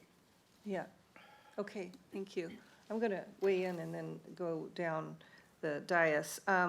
It's really important to me that we have somebody who knows Bellevue and has a lot of experience, lived experience, as we like to say, in Bellevue. So I am happy to do a local search, and I'm happy to do in-house because it'll save time and money to do that. So that's where I'm leaning. How about you, Deputy Mayor? Thank you, Mayor. Very similar to what you mentioned and Councilmember Stoke mentioned. First of all, I have full trust in our staff to do this job. And I wanted to mention that this job is, as you guys mentioned, you are mainly facilitators. That means our input is involved in the profile, our input is involved in the probably the short list of the candidate who probably be interviewed. Our council inputs are included when we are going to appoint that person. So in that category, I fully trust our staff and their capacity to do the define search in the scope and the budget and the timeline that's suitable for this very, very important appointment. So I will go with the internal search with limited budget, limited timeline, and limited scope. Okay, thank you. Councilmember Zahn. Yeah, thank you. You know, I've been listening to my colleagues and thinking about what's important to me. And as I look at the cons of both the internal and external, what it makes me think about is that the cons are related to time and money. It's going to take a little more time. It's going to cost a little more money. The cons, though, of the internal is potentially staff capacity issues. So we're going to be squeezing the staff that are doing hiring of staff, right? Because we know that we continually are trying to backfill vacancies and the potential of a smaller network of job applicants. So I guess what I'm trying to understand is this. The recruitment timeline of 2 to 3 months, does that assume that we are starting the city manager profile at the same time that we're finding an external recruiter, and that still results in the 2 to 3 months of time? I think the profile would, based on your direction, would happen right away if we're doing that and starting that process. The 2-3 months is to do the request for proposals to get the recruitment firms. That would involve the council members to do the final selection of who we would use as an external recruitment firm. So that's the 2-3 months. I think the profile, my understanding is that you've directed staff to start that, and we would start that right away. Okay, so wouldn't the recruitment be a concurrent process to getting the city council profile or city manager profile? So wouldn't the timeline be about the same? If the direction is Because we to, can't actually put out a recruitment notice until the city manager profile is done anyway. Is that correct? yes. So I guess I'm just trying to understand whether that truly is a 2 to 3 month time savings or not. Can I make a comment? These 2 or 3 months is just the duration to finalizing our executive recruiter that is outside. So if we go outside, we need 2 or 3 months to find that company. That's the timeline that is here. Am I right? No, that is.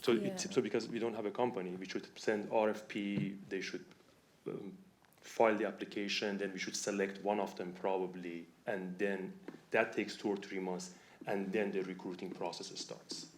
Okay, I understand. My point, though, is that the recruitment process can't begin, whether it's internal or external, until the city manager profile is complete anyway. And if we are talking about checking in with staff and the community and the council members, that is also going to take some time. And isn't that time going to be concurrent with the RFP to hire the recruiting firm? Well, you're challenging their 2 to 3 months time increase with the utilizing an outside external firm. And I think they've made that statement, they thought about it, that it would take the whole process 2 to 3 months longer if we use an external firm. May I clarify one of your questions, though? You're asking about time commitment. Can you tell us, I know that if we have an external firm, you still have to do a lot of work with them versus if we just do it in-house. So can you talk about the time commitment between those two things? Because I know Councilmember Zahn questioned you about that. I think the 2-3 months was meant to be for the outreach to find the right firm to do the job. And then the process, whether it's internal or with an external recruitment firm, would be the same. You start with a job profile, assess that, then it's at least a month or more, sometimes it's 2 months, to put the announcement out and get the interested candidates to apply. Then there's a screening process, there's a bunch of details, and all of that would be done with either the full council or a subgroup of the council, but there's a lot of detailed processes moving forward. I'm So- sorry, I don't think I asked it correctly. That was good information, though. I'm trying to understand the staff time commitment in doing the process on your own versus working, like if we already selected an external firm, how much time would you be expending of your own if you did it on your own versus if you were working with an external firm? Yeah, the external firm would provide a more expeditious process because that's what would be their focus as opposed to internally. That would be, again, the staff capacity issues is a Okay, concern. kind of contradicted yourself there. Yeah. Okay.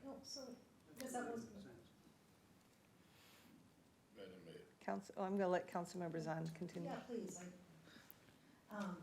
Yeah, so I think that's why I was trying to get an understanding, because you had commented that staffing capacity was an issue. What I hear you saying is that there would be concurrency with going out and finding the search firm at the same time that the city manager profile is being developed. So there may still be some time savings within house, but if we are taking resources that is actually trying to help us with recruiting for all the other staff positions, then we're actually squeezing your efforts. And based on all of that, I would say that since my colleagues are interested in going through that we had already voted on doing a competitive process, that I would support then having that external firm that becomes that extension to provide that resources for us. Okay, thank you. And then Councilmember Newhouse. Thank you. And thank you, Councilmember Zahn, for your comments there, because hence my motion. We don't just want to go the competitive route. We want to do the competitive and we want to get started on the profile. So I'm not sure why we didn't vote on that right from the beginning. But anyways, there's a lot of benefits why we go the executive search route. And yes, I think lived experience is a consideration, but there's also consideration for fresh perspectives. There's also consideration for other lived experiences, hence why I'm in favor of going this route. What I'm hearing from you, Joy, is that, and you do such an incredible job with our HR department, and this is going to be a huge search, and I know you'll make it a priority, but I'm just concerned about all the other things on your massive to-do list that you do each and every day to keep this city running, and all the other positions you're trying to fill at the city all the time. Because of that, it's a capacity issue. And let's not forget the reason why we hire outside firms is because of the Rolodex. And any 16-year-olds that are looking at me or watching this going, what's a Rolodex? It's your contact list. And they have a lot of them. And they know city managers across the country that may or may not be a good fit that we may want to speak to. So I think we got to keep that in mind as well. But again, I just want to see us to move with some urgency, because I want to get this process started as quickly as possible, get that profile, because I think talking to the community, that's going to take a little time to get that done. And I want to make sure that profile, as Councilmember Zahn said, really reflects what we're looking for. But at the same time, I think we can start the vetting process, or you, okay, Joy, or the HR department, I'm almost done, can start that vetting process in terms of what the executive search firm should be for us. Thank you.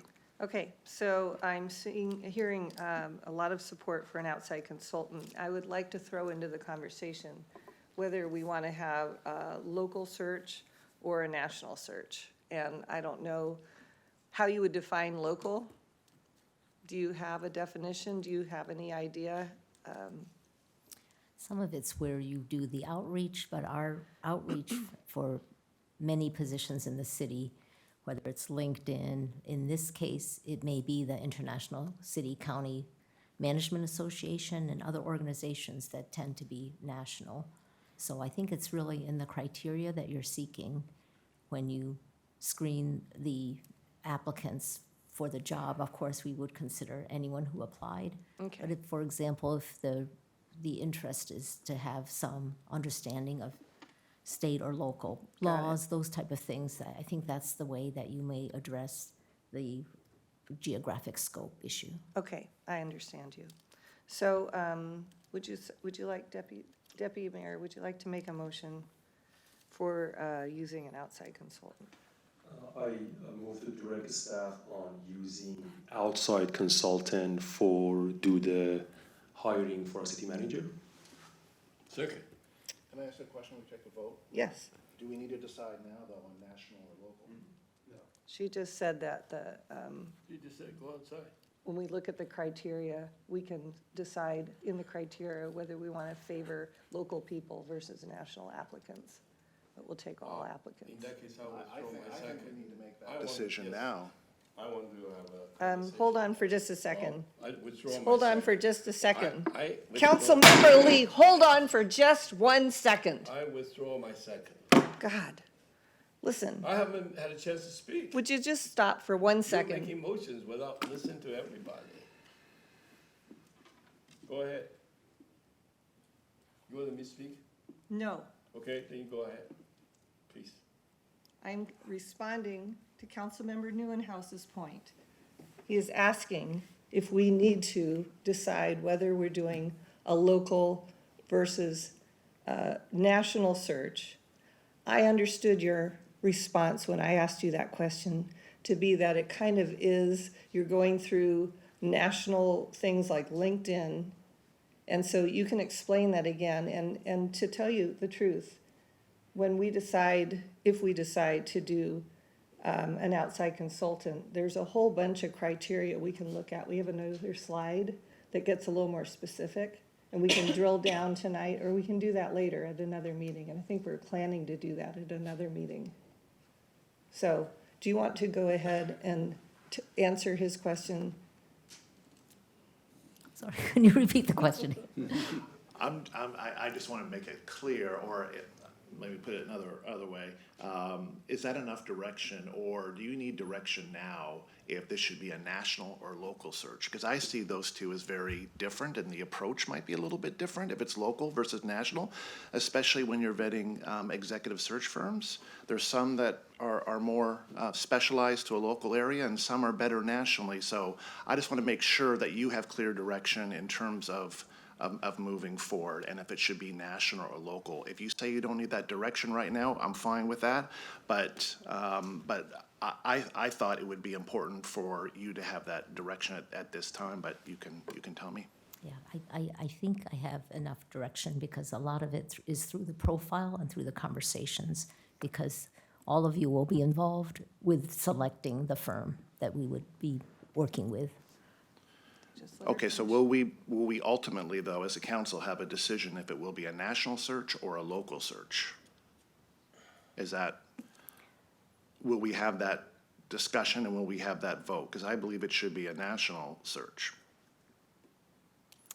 Yeah, it's hard to, I'm trying to understand the decision on a geographic scope, because if it's national, it would draw applicants from all over the country and beyond. And on the other hand, if it's focused on local government in the state and regionally, it's still hard to say you're not qualified, because people will still see the job announcement on our website. It is a different approach, but I think in general, we are reaching out nationally for these type of positions. So it's hard to. So then if in general, it sounds like in general it's a national search. Even if we don't intend, it will be a national search, so. Because you can't restrict candidates from applying. Right, but you can restrict the executive search firm in terms of who they're calling or emailing and connecting with, right? Yes, And I think what Correct. she said to me was that the criteria from me might be, I prefer to have someone local. Even if you do a national search, I might say, I'm looking for someone more local. And you may, when you do the criteria and they interview you may say, I'm looking for people from all over the country. Okay. So, So as long as we're not excluding national candidates, then I'm fine voting as is what's on the table right now. But I just want to make it clear that I think this should be a national search. okay, I'm gonna go to Councilmember Lee, because he's been very patient, and then Councilmember Zahn. I'm glad you're getting to me because there's all the conversation going on. I did not have a chance to speak. So the only chance I had is when I seconded the motion. So the motion's still on the floor. Yeah, it and is. You become too happy to bang your gavel. I don't think that's a very civil thing to your colleague. So I appreciate if you have that under consideration. Well, I would for the appreciate future. when Yeah. you're interrupting another council member's question. not. You were. Because That you I'm respect the speaking- mayor, I'm speaking excuse to me, the that you motion. respect the mayor when Right. she asked you to please wait for a moment. And you So I refused did. to do that, no. That's why I had to use the gavel. But now it's your turn, so please, don't let me Okay? interrupt you. Go But I ahead. still want to express my sentiment and feeling. It's not the environment we should, set example for the public. I feel the Okay? same way. Yeah, thank you. This is the first time in my 30 years in the council, somebody gavelled me. Thank you. And I don't want to see that repeated. Thanks. There's a lot of conversation, we're talking about big pictures. We did good work when we decided, that it has to be external, finding out the best candidate we have, a broad network, You cannot get broad network. You cannot get the best candidate you have if you narrow it down to just your narrow local. There are a lot of conditions I've inserted without really addressing it. Those conditions should be in the profile we're going to be talking about. We haven't done that yet. The profile may be, if we decide, when we discuss that, then we can put in our council majority. Well, be what it is. How the council decide, maybe even not majority, but we have to decide on that as a collective body. I have insisted before many times, we are the boys in the boat. We got to be collaborative. We got to be on the same page, whichever we do it. So, but we're getting down to details. We're questioning you. Can you do that? But you don't know what you have to do. When we go to a national consultant, obviously, they have their specialties. They do that. Let me ask you a question. How often do you recruit city managers? Not very often. Once every 10 years. Do you have expertise in that? Do you have outreach? Do you have the index card, as Councilmember Jared Newhouse have? You don't have them. These guys are paid for a reason. They offer us the best we can get. So are you in favor of the outside consultant? That is the Yes, motion on the table? absolutely, because Okay, we good. approved that. We approved that. We want. just have a motion on the table. It No, sounds no, like we you're in approved support the of it. previous motion. We want to have an outside candidate, the best is, for the reasons we talk about. So the motion on the transparency and table trust. is whether we want to have the outside consultant. And I'm gonna let Councilmember Zahn speak. Yes, thank you. I appreciate hearing the conversations from my colleagues. I guess the only comment I would add is I would support a national talent search because if I think about folks that might have local information, but currently is not in the state of Washington, right? We actually had one of our own, Kyle Standard, that went to Colorado and came back to be in Bothell. City of Tacoma had their city manager, TJ Brodix, that is now in Texas. And so I think that there are folks that have information and lived experience from Washington State that may not actually be here. And so if we are going to go through a competitive search, I think we need to actually create that environment for a national search, because I do think that people move around and that there are folks potentially with experience in our area that is not actually currently here. And so I would be a little concerned about trying to narrow that search, because the recruitment may actually, I don't know, I would just feel uncomfortable with that. Thanks. So it sounds like you're in favor of the motion on the table, which is to vote for an outside consultant. Any other comments or questions on that? Okay, all those in favor say aye. Aye. Any opposed? I oppose. Okay, so, wait, Opposed. okay, so we have 5-2, 2 opposed and 5-4. Just in principle. Yeah, okay. All right, that's fine. So why don't you show that extra slide and these are the things that we will Yeah, for future be decision-making. talking about later. So Joy or Charmaine, why don't you go ahead and kind of describe each thing? We're not going to discuss it tonight. This is just coming forward later. So the first one is a process where, of course, the entire council makes the final decisions on key processes, and clearly the city manager that's going to be selected. This method of having a subcommittee of the council to go through the entire detailed process, working with the external consultant and us, is an efficient method that I've used before with another city council a number of times, so it's a consideration. Do you want to have a subcommittee that you would be delegating that task to, or do you want to stay as a committee of the whole through that process? The scope of recruitment we just talked about is that geographic scope, regional, statewide, nationwide. There's also the salary range, where to conduct the outreach, a lot of decision points along the way. And that selection process are the interview panels, how you want to engage the community in assessing the candidates. There's a number of considerations and options that you would have there. Later on, when you find the final candidate, it's the employee contract negotiations. So that's another piece of looking at the terms of the employment contract. The city manager is the only employee that has an employment contract, and that contract is with all of you. And the final hiring decision goes through that process related to that. The last piece is something ongoing, is defining what the goals are and for the position, for the person, and then establishing an annual performance review process. So that would be built into the process as you move forward. So those are future decision points for the council. And so when will you be bringing some of these back? Like if we were to have a conversation as to whether to appoint a subcommittee versus a committee as a whole? That decision is most important, because as we move through this process, there are going to be decisions, and we need to know, is it a subcommittee, or do we need to bring that? Is that something we should discuss tonight, or when do you want to bring that back?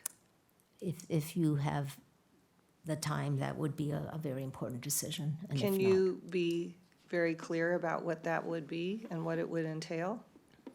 I think, so my past experience is that if it's, for example, 3 people that you have, or 2 people, it's really a subset of the full council that I could assist in making it real clear what are the roles and responsibilities. It's going through some of the nitty-gritty details of the process and then bringing it back to the full council. But it's doing that legwork rather than have the full council engaged in some of those decisions. Okay. So I wonder if you could just give me a head nod if there's interest in creating a subcommittee to work on this of 2 to 3 council members. I'm seeing a no, I'm seeing a yes, I'm seeing It a. depends on the question. Of the question. All right, let me Depends see on- the other head depends on the nods. makeup That of was the a yes, and subcommittee. what were you? You're a maybe, and you're a, I am aligned with having a subcommittee. okay, It depends on the makeup of this committee. okay. Well, Who gets to be on the subcommittee? That's the question. who gets to decide who's on the subcommittee? That is your decision. Okay, So again, so the mayor decides. So I'm looking as to whether there's interest in having a subcommittee or not. Any comments or questions? Okay, let's start with council members Okay. on, then I'll go to you. Yeah, so my only hesitation is that this is my 7th year on the council, and we have not had one subcommittee. So I don't yet have clarity over what that actually means, what kind of authority or decision-making a subcommittee would have. That's a fair And question. So that's Can you why describe I'm that? pausing here. I think it's likely there would be a need to define that in a type of charter and to spell that out, because that's not driven by staff. I don't think the subcommittee makes any decisions for this council. It would be more of a report back. And before, you know, in the process, before we come down for a council vote. Okay, still trying to digest and understand. Okay, well, we might not be ready tonight to make this decision. So, Councilmember Stokes. Yeah, I just want to say, I think it could cause some confusion and cause some friction on this, and I think we all need to be involved on it. Okay. Yeah. And Any other comments or questions? I don't think we're going to take a vote tonight. No. I think we're, think about it. we don't know enough about it, to be honest with you, but, all right, thank you very much. We got some progress tonight. I'm going to, let's see, let's go ahead and do the consent calendar. Is there a motion to approve the consent calendar? I move to approve the consent calendar. Second. All those in favor say aye. Aye. Any opposed? Okay, let's take a break till quarter after. We got our 4 here. Let's get going. And now we got 5, and there's our 6th. We'll soon have 7. Okay, so we're on to our study session item. We have 2. City Manager, would you like to introduce? Thank you, Mayor, Deputy Mayor, and Council. First of all, thank you for the nice comments. I appreciate it. So our first study session is a quarterly update on the recent economic development activities and progress on implementing the 2020 Economic Development Plan. So we have a trio from Economic Development today. Jesse Canedo, Assistant Director, Anthony Gill, Grand Connection Manager, and Corbin Hart, Business Development Manager. And with that, I will turn it over to Jesse. Thank you, City Manager We have Carlson. to ask how Corbin's doing. He's had a really long day. I'm holding up. Okay. Lots of coffee. How many hours awake now? Oh, today, not extremely long. About 37 hours coming here. Okay. Excellent. For Corbin's sake, we will be a little succinct tonight, so we'll make sure he's awake when we are done with the presentation. But we're looking forward, Mayor, Deputy Mayor, members of Council, to the routine update tonight on the work around the Economic Development Program. Should have been a slide. Tonight's is information only. No specific direction is being requested tonight. We will go through a very short but kind of dense agenda, a couple of items to note. We'll talk a little bit about economic diversification and the importance to Bellevue's economy. Then Corbin will walk us through the findings from our business survey that happened in Q3 of 2023. And then we will end with some findings from our recent retail study and discuss some of the learnings and implications for implementation. Number 1, economic diversification. So first, I'm going to go through a little bit of older data and data that helped frame the current set of work. And then Corbin and Anthony will walk us through some of the newer data that we'll be carrying forward. In terms of economic diversification, a diverse economy, as you know, is very important for providing a variety of job types for a variety of residents that have a variety of skill sets, needs, competencies, heritages, and other backgrounds, so that we can also provide a variety of services for our residents here in the region. And those variety of job types and variety of companies help provide a variety of revenue sources that help the city and partners provide services like parks, fire, and other things that are funded out of the general fund.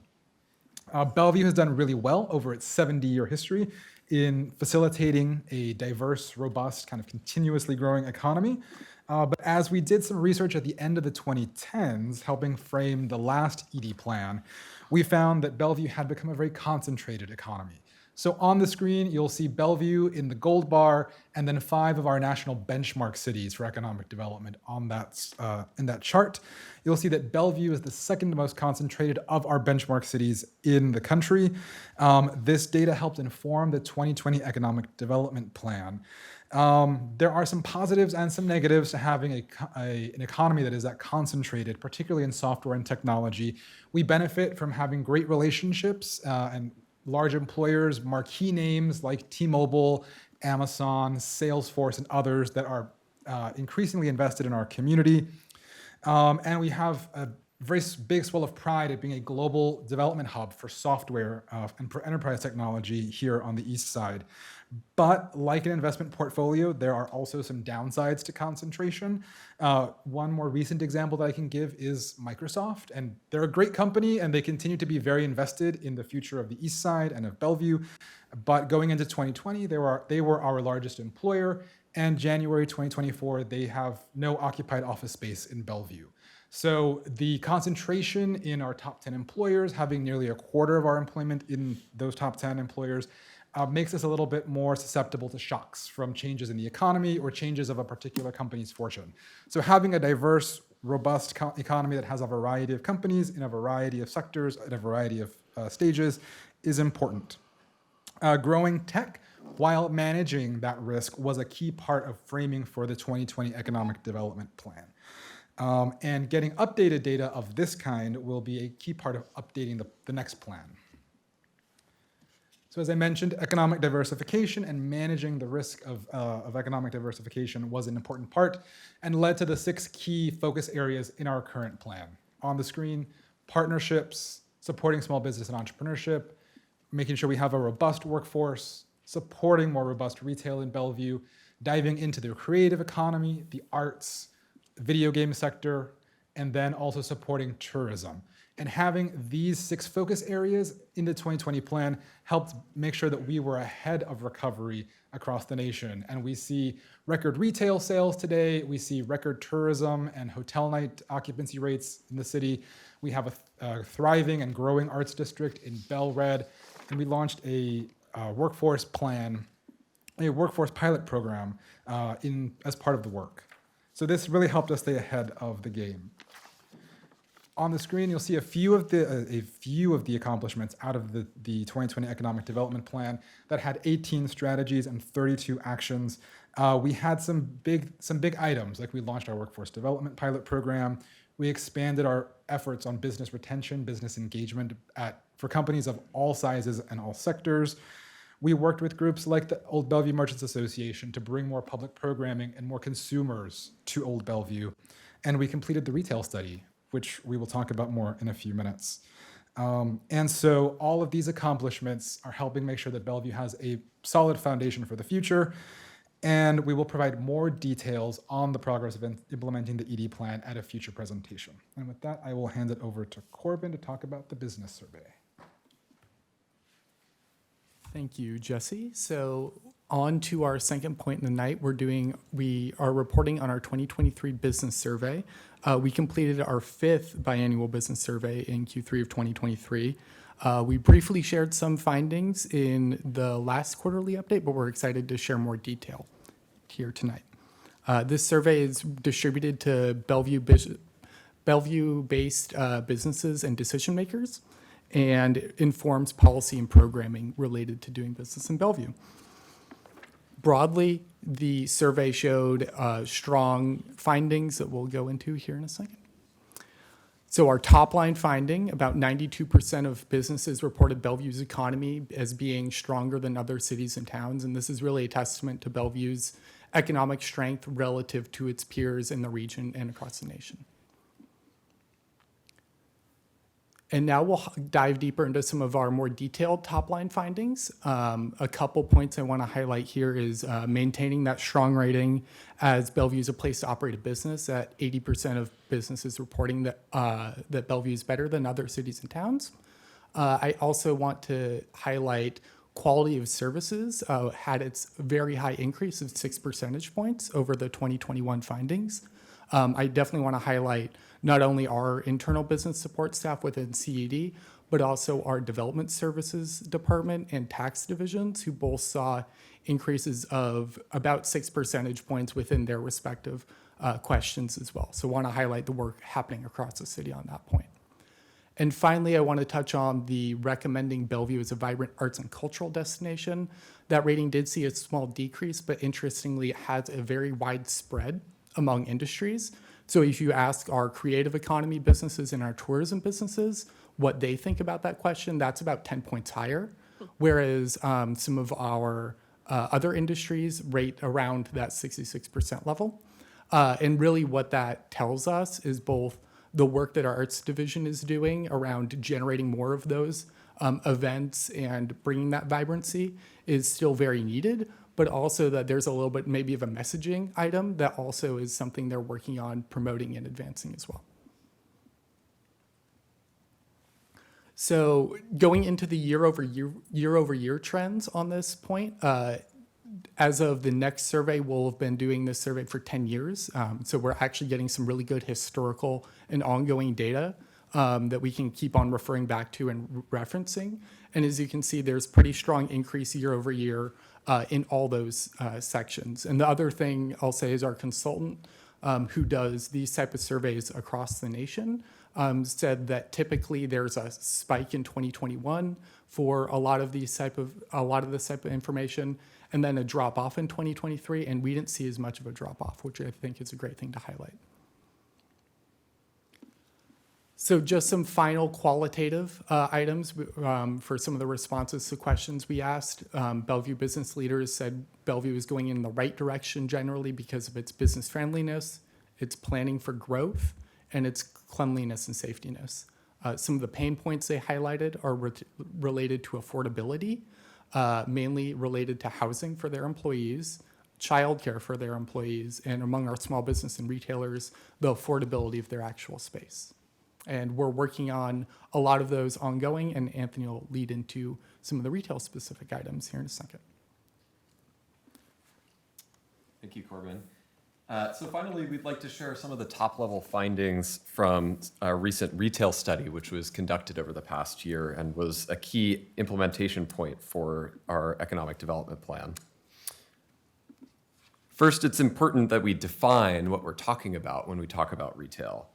For the purposes of this study, our definition of retail really was not based on business size or the land use code. We analyzed retail writ large, mostly according to the types of spaces that these businesses occupy. So that means it includes the types of businesses that you'd probably think of when you think of retail, like clothing and furniture, and those businesses that have maybe faced some challenges with the rise of e-commerce. But it also includes food and beverage and entertainment uses, which are really generally considered to be growth categories. Excuse me. At a high level, the retail study found that Bellevue's retail environment is doing quite well. However, we're seeing increased competition, particularly from redevelopment across the east side in places like Totem Lake and Woodinville, which have started to add additional retail focused on food and beverage and new retail and entertainment options, including more housing to support it. Second, the study found that there's only one category of retail for which Bellevuers generally have to leave the city to meet their needs, and that is for general merchandise retailers like Costco and Walmart. Many of those residents go to Kirkland or Redmond or Issaquah to find those types of retailers. Finally, the study noted the importance of balancing our retail space requirements with population growth and emerging centers of gravity across the city. So making sure that we're really planning for retail in the right places. Before we dive a bit deeper, it's important to distinguish a bit between a commercial area, a shopping center, and a retail district. So we're going to talk a little bit about all three of those. A commercial area generally includes a mix of properties and owners, often includes some larger format spaces, and there usually isn't active management or marketing of the area. So that would be like the Wilburton commercial area or Crossroads commercial area writ large. A shopping center generally has a single owner, and that single owner is typically providing common area maintenance, management, and programming for that property. So an example would be the Crossroads Mall. A retail district includes a wide mix of retail spaces with significant size and tenant diversity. Properties have diverse ownership, which means that active management is really important to market the area and program events and activities. And an example of a retail district would be Old Bellevue. And specifically about Old Bellevue, that's one of the districts that we took a very close look at. The retail study found that there's a significant demand in Bellevue for these types of high quality retail districts, which have a coherent identity or a niche. In these areas, improving the retail environment is very contingent on the ability of the community to partner together. So the recent New Year's Eve night market that you see on screen in Old Bellevue is a great example because it took a high amount of collaboration to pull off. Particularly since the pandemic, we've been very deeply engaged in this space, whether it's through our support for outdoor dining and public programs in Old Bellevue, or our work to promote the Bell Road Arts District. We're particularly pleased that since we began our work in Old Bellevue, we've noted a significant 200% increase in foot traffic in that area of downtown, which really shows the potential and the power of active management and collaboration with these district organizations. Finally, we chose to take a deep dive into auto sales due to its importance for Bellevue's tax base. We found that auto sales make up almost a third of Bellevue's retail sales, attracting $677 million in regional spending to Bellevue. Projected sales are expected to continue to increase over the next 2 decades by more than $900 million. As we look at this sector in particular, the study noted the significant redevelopment pressure that's facing many of these auto dealers, particularly in neighborhoods like Wilburton and Bellred. So because of these factors, and particularly because of the importance of this sector to Bellevue's sales tax revenue, one key consideration is the potential to promote urban formats like those shown here on screen. These dealerships offer on-site sales and test drives without having while having off-site storage for the vehicles. And we're already seeing moves in this direction in Bellevue. We have 3 of these types of urban spaces actually located in Bellevue Square. The planning team is also going to be taking this information into account as it develops options as part of the city's comprehensive plan update and its work to re-envision the Wilburton commercial area. Lastly, the study examined retail centers that are located across the city's neighborhoods. And here again, we're talking about retail centers from the definition that we talked about earlier. Our consultants' analysis found that redevelopment and retenanting of these spaces largely depends on the population density, the traffic counts for both pedestrians and for vehicles, and the level of competition from nearby retail centers. Additionally, the study found that mandated retail space in particular should be balanced with population density in order to make sure that the demand is sustainably met. As with the findings for the retail dealers, these factors are also being considered as part of the comprehensive plan update process. And I'll turn it back over to Jesse. Thank you, Anthony. So it's a lot of information. Oh, there's a slide missing there. Okay, so we'll just talk to the how we're taking this information. What are we doing with all of this learning? The technical information from areas like the retail study and the business survey, we are translating that to our internal departments. We are sharing it with development services, with tax, and with others, so that it can be incorporated into existing work like the comprehensive plan, like Wilburton, and any process improvements that those departments may be considering. We will also be working with external partners on different assistance and support programs that we might be able to stand up based on the learning. So we've had early conversations with the chamber and with the BDA. I believe Patrick was in the audience earlier. I'm not sure if he's still back there, about how we might work together in partnership between the city and our community organizations to provide new support services for these different areas. And then, as noted at the beginning of our conversation, we will also use this to inform any recommendations that we bring to council for possible updates to the ED plan later this year. And with that, there's a couple of other items that'll be coming, we'll be bringing to the council this year, including an update on advancing the Grand Connection vision in the March timeframe, the city's first arts and cultural facilities grants to help support venues for arts and culture here in the city. We'll be discussing that in April. Business district improvements based on the learning from the retail study and the business survey, an introduction on the concept of tax increment financing, and then also a conversation about tourism and its role in a diverse economy in Q3. And with that, we will wrap up and open up for council questions. Terrific. Thank you for the presentation. I want council to know that there are hard copies of the retail study and the business study if you would like to look at them. Just ask staff for that. So any comments or questions? I assume that everybody wants to weigh in, so why don't we start with Councilmember Lee? Thank you, Madam Mayor. I want to say that it's a great report with a lot of survey data information showing, the city, how we are doing well, what we're expanding. So I think that's really good. Information gives us power. So the key for me is what do we do looking ahead? And we look ahead based on information data we collect. Where are we strong? What do we need to build our? You mentioned one example is we have concentrated high tech. We're the second concentrated high tech. One question I have is what does that mean? Is it good or bad? And what do we do about it? Do we encourage it to attract more high-tech company here, or do we discourage them? Say, hey, go somewhere else. I don't know. I think it'd be good to have that connection so that we know what do we do with the information, with the data, and that relates to the region's economy. Because you mentioned other things, auto industry, they generate a lot of tax money.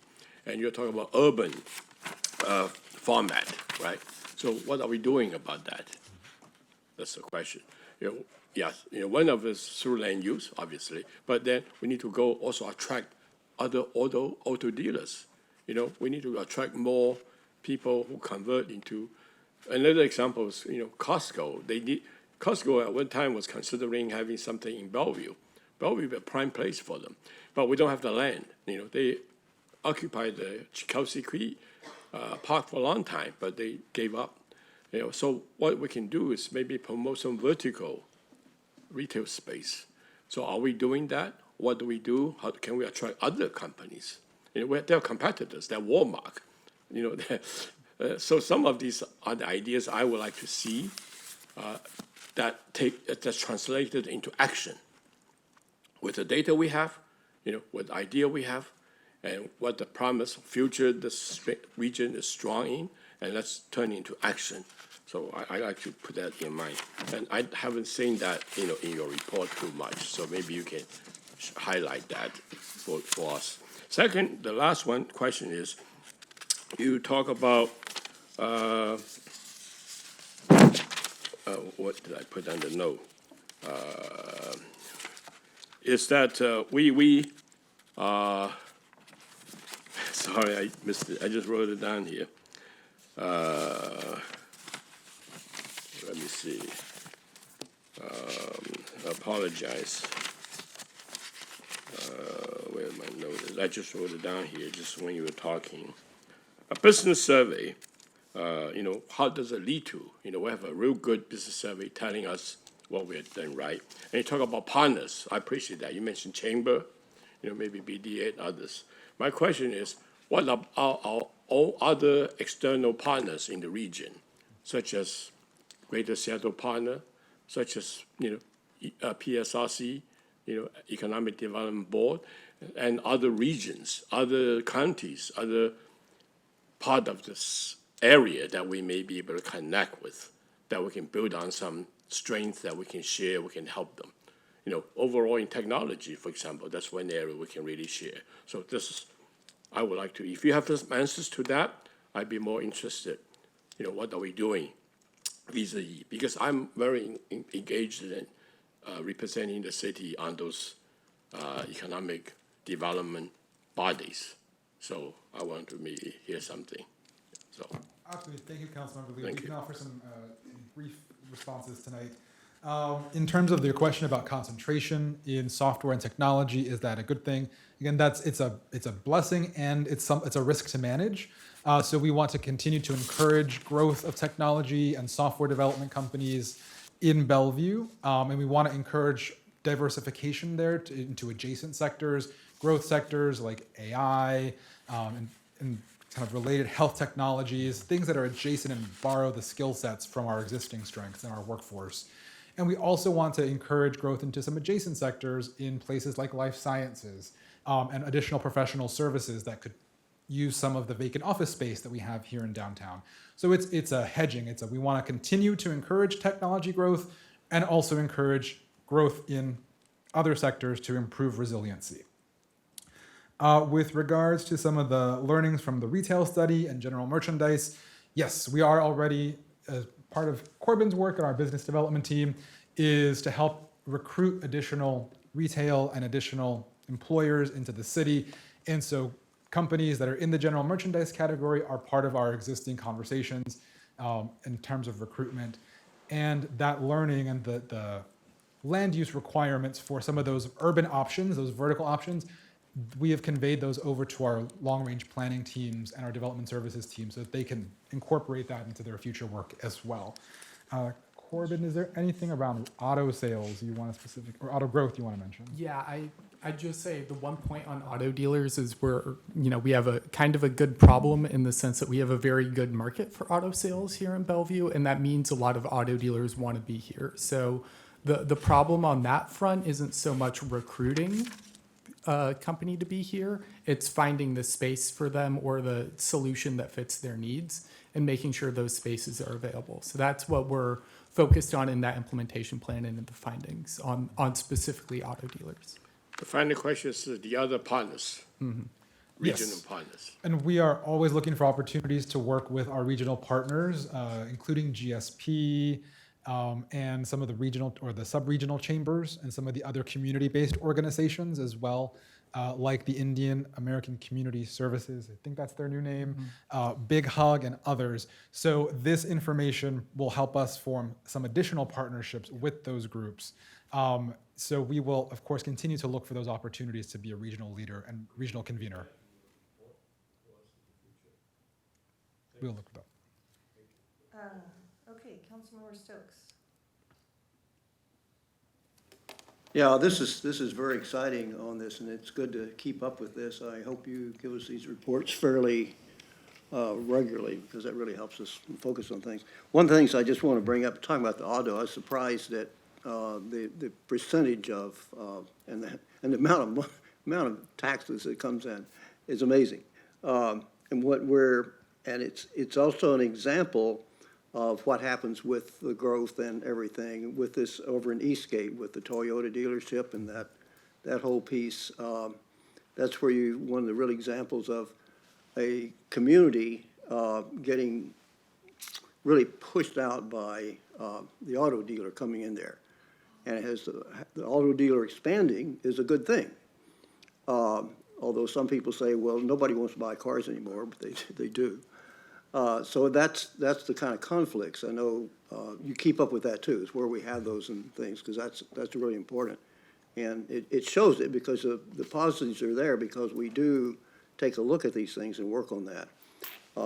And it's something I think we have to be, with the growth, we're going to have to be dealing with that more and more in terms of where the retail comes in and where the apartments and everything are. Now, downtown, it's different, a lot of places. So it's something that people overreact to in a sense, but with reality is that the more the company, the businesses come in and push into the neighborhoods.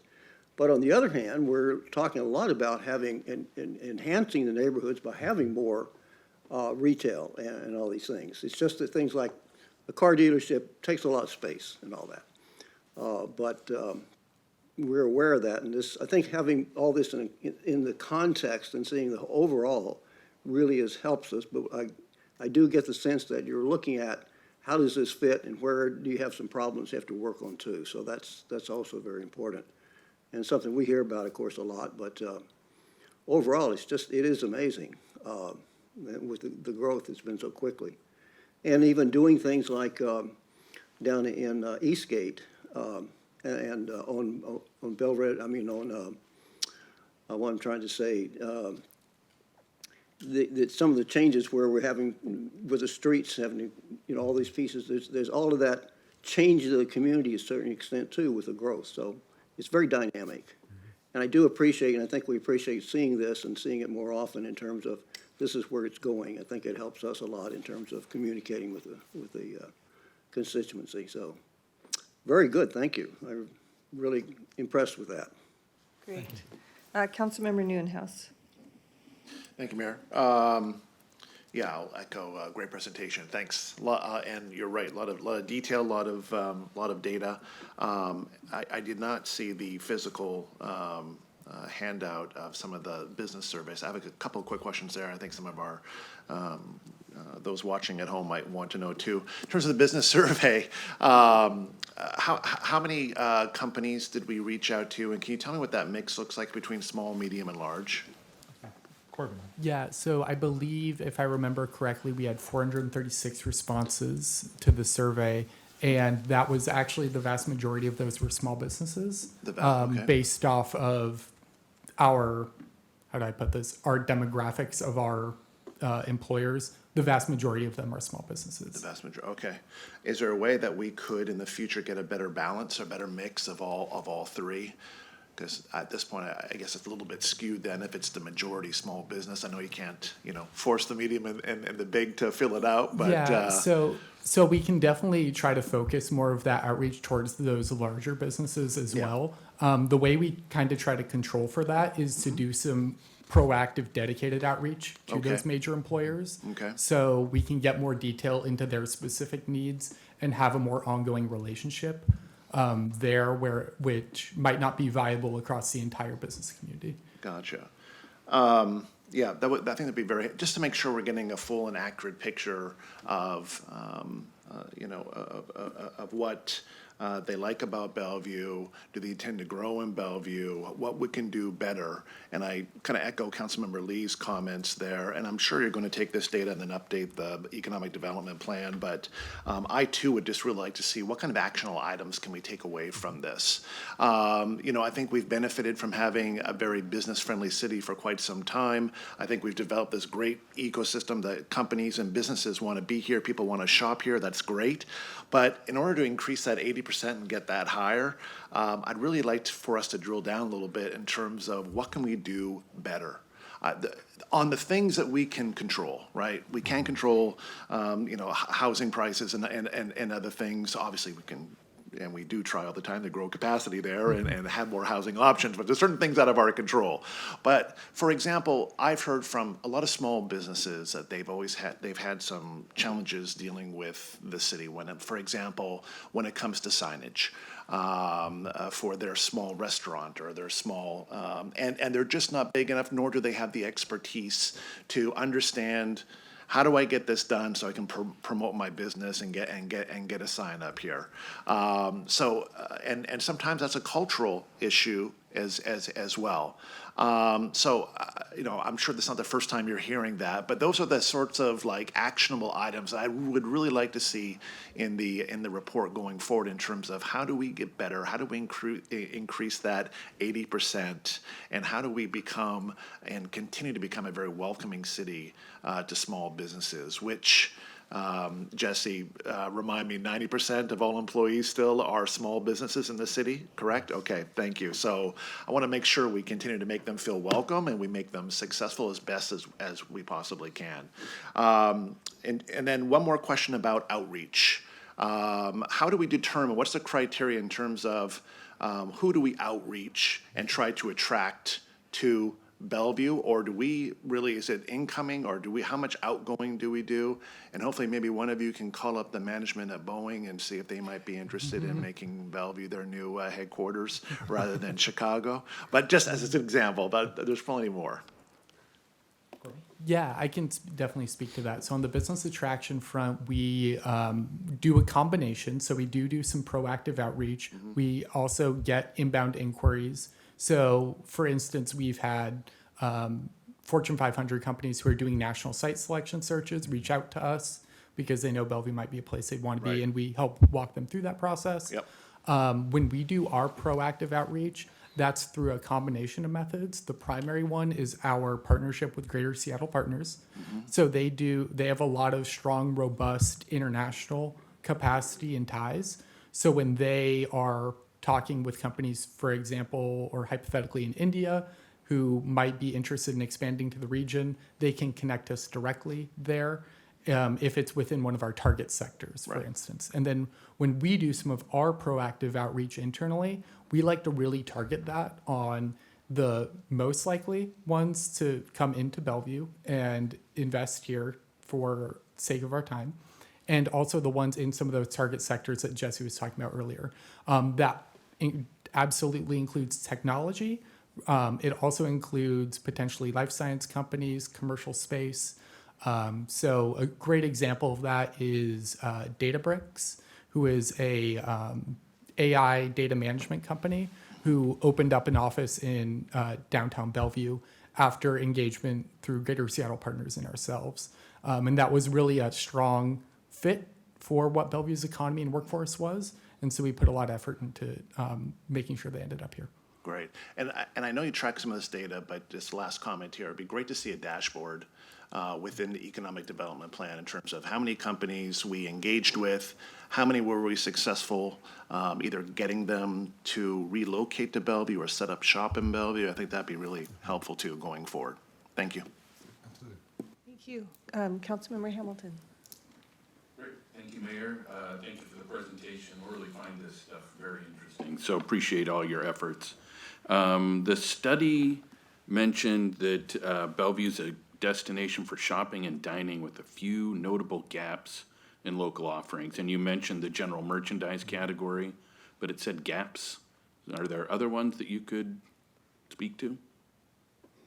Yeah, so when we did it's what's called a leakage study that basically shows where residents go elsewhere for their items. In the top level sectors, we were very strong in terms of attracting outside spending. However, in some of the subsectors, that was more identified through more qualitative findings and specific other data sources as well.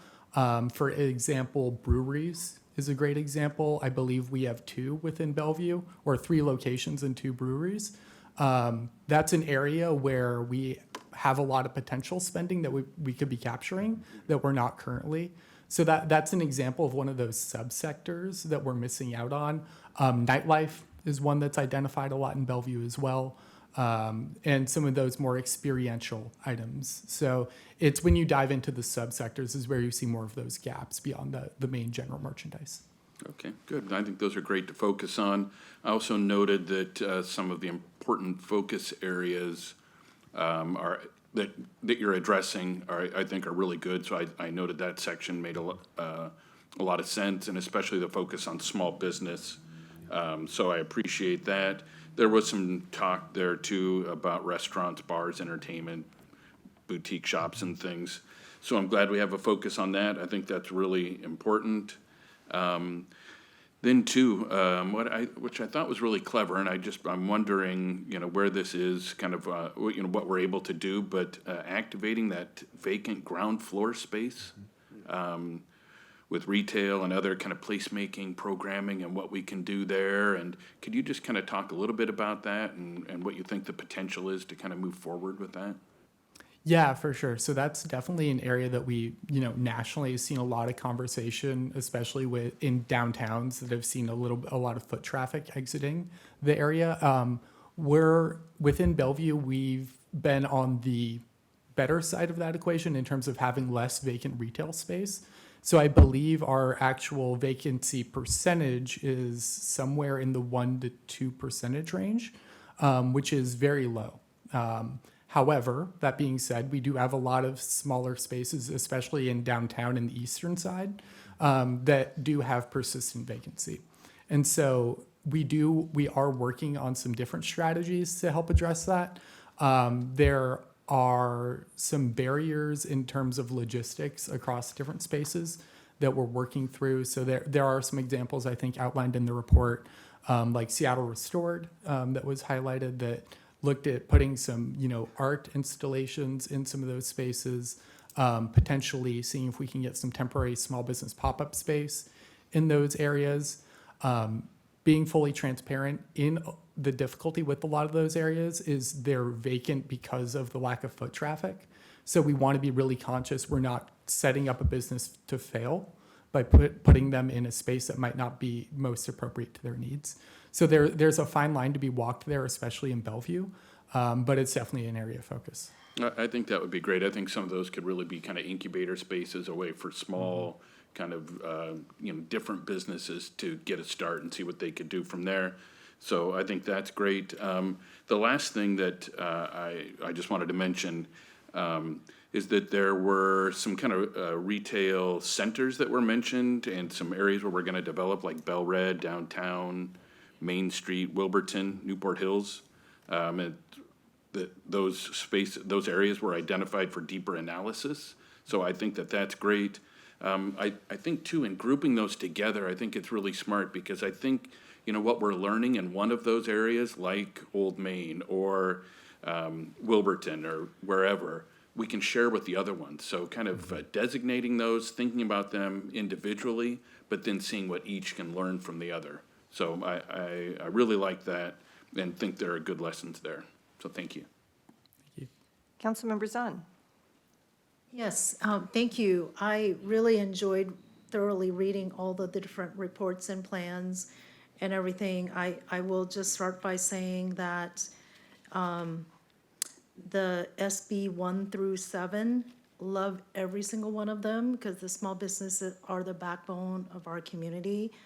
I only saw one of them that had high priority, so I just wonder if there's a way to speed up some of those pieces for the small business. So just wanted to bring that.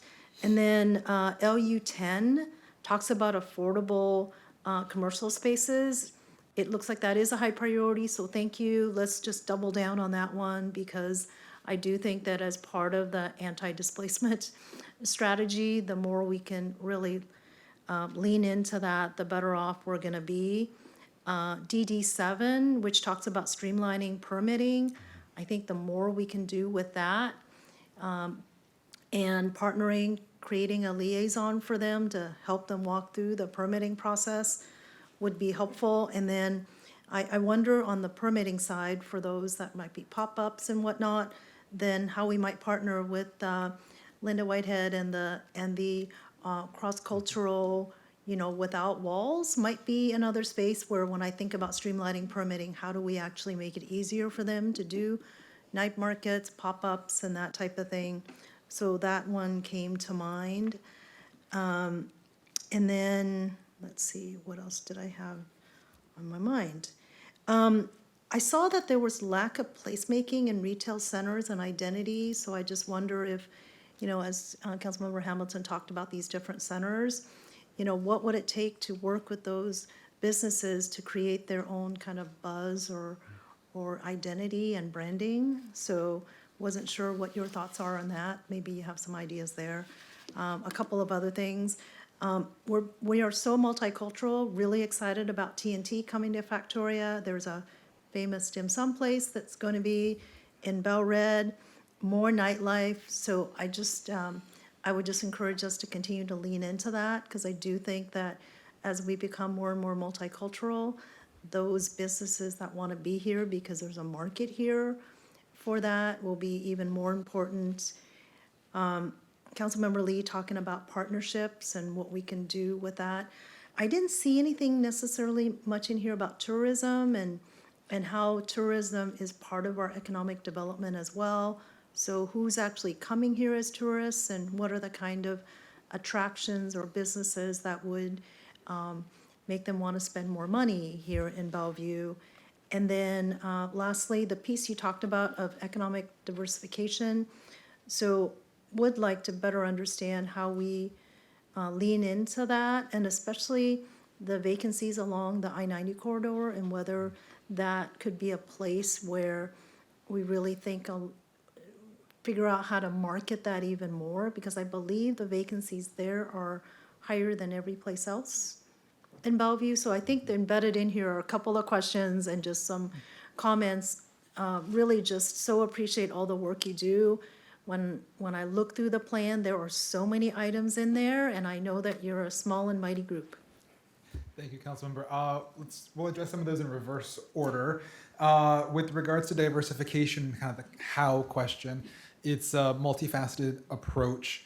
Some of it, as Corbin was noting, is the proactive business attraction work with Greater Seattle partners and others to help market parts of Bellevue and our incredible offerings here. Eastgate is a slightly different story because of the low level of amenities that are currently in that neighborhood, to be quite honest.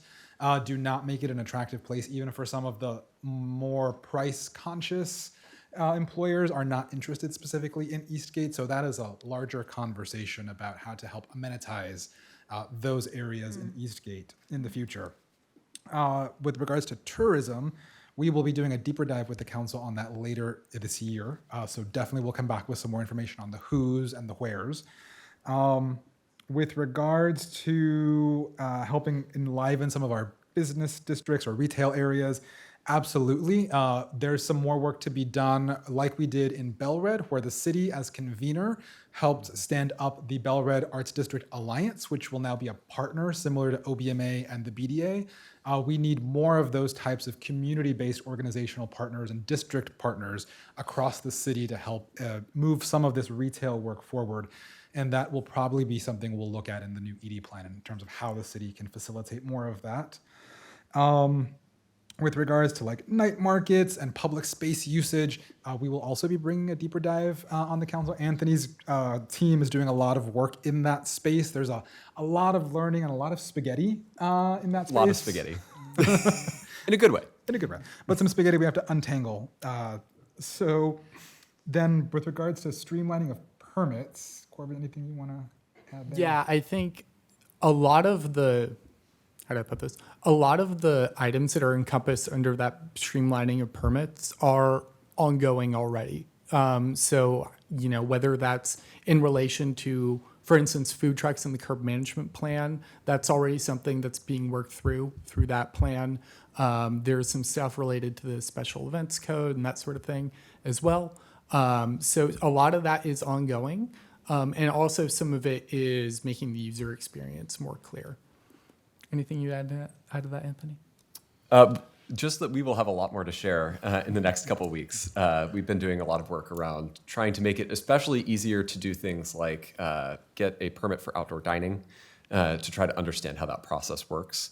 So we've put together some really great application guides. So we'll have more to share on that in the next few weeks. Thank you, thank you. Definitely. Whew. Okay, Deputy Mayor. Thank you, Mayor. Great conversation and great questions. I just have two quick comments. One is workforce development. I see it as a main bullet point out of 6. I see a very good drawing, but then I believe the only thing is we are doing is a very small pilot of 20 people, and that's it for now. That is correct. Workforce development is one of the more complicated and time-intensive parts of economic development because it requires very deep engagement with a variety of partners and educational providers. So it is a county-wide effort. We have to work with a lot of partners. So it has been a slog to get more programming up in workforce. And we have all of the belief in your almighty team. One of my council members said that you can make that a real thing, because I think we really need to focus on that. There is a huge gap between what our businesses wants, and I see in the report that that's what they are asking, and what the existing workforce are. So the development of workforce to match the need, I think, is very important. And my last comment is I really appreciate that when you mentioned when you are exploring the economic diversification, you are leveraging our tech hub. You are leveraging AI to make a synergies between that and the other sectors like life science. I think that's very, very important. We have it in-house, and I think we should use that as our benefit to attract other sectors that every sector is going to use the technology, AI. So I'm very happy to hear that. Thank you. I first want to compliment you on that significant increase in the quality of services approval, that rating. That's a real credit to all of you. And I know you've worked very hard, and apparently you're being very effective. So thank you for that hard work. I have a question for you. What do you think makes Old Bellevue's coherent identity and niche? I'll let people go down the line as well. A lot of the findings we found in the study were in relation to a lot of the, the outdoor dining work that was going on, the events that were happening in the area. When we actually conducted our survey for the retail study, I believe it happened just after we did the wine walk out there last summer. So there's a lot of sense of activity down there when people are just maybe visiting or seeing the activity going on down there. The other element is the amount of independent businesses that are there, and small businesses, really unique retailers, really unique restaurants, and stuff you truly can't get anywhere else besides in Old Main. So those are, I think, two of the main things that bring that identity. And then also one of the other findings is the concentratedness of the retail along Old Main and some of the off streets as well.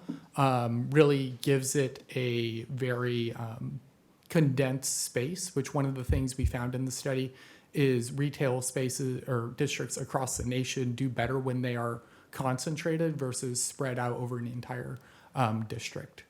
I don't know if you all would have anything to add. Great summary, Corbin. Okay, so you don't think it has anything to do with the old buildings in Old Bellevue? It very well could have an identity with the physical appearance of the space as well.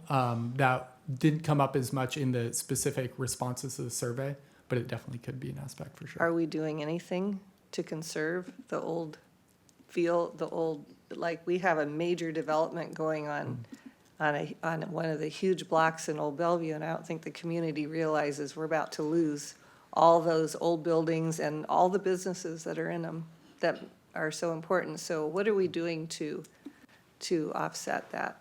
With regards to the tenants, Corbin's team is very proactive, so we keep an eye on the different projects that are coming through the development services pipeline.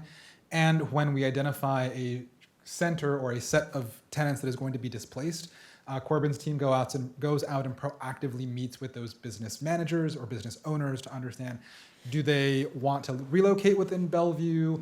Is this an opportunity for somebody who is thinking about closing their business to retire or sell, and try and help that business transition to a new space within Bellevue if possible? With regards to the physical spaces, that is governed by the land use code, so I would really redirect that to development services. They have to follow the land use code. Because I had brought to you the jeweler who was going to be displaced by this development, and I didn't get a strong sense that there was much you could do to help him, actually. Corbin, we talked about that jeweler, correct? Yeah, so we did follow up on that specific one, and we did touch base also with some of the other businesses within that development. We got their site requirements and have been sharing around some different potential relocation options as well. Is there any way to bring them back into the new building when it goes up? So in speaking with that specific shop, it sounded like he did have a potential plan for relocating back in to that site. That specific conversation was between himself and the landowner to work out what that would look like specifically. But it did look like he wanted to. That was an ideal outcome for him. So if finding a temporary space is what he needs from us, we're happy to do that as well. I just don't know that these businesses know how to reach out, to be honest with you. When I talk to them, they have no idea what they're going to do. And, the reason you contacted him is because he asked me to have you contact him. So I volunteered it.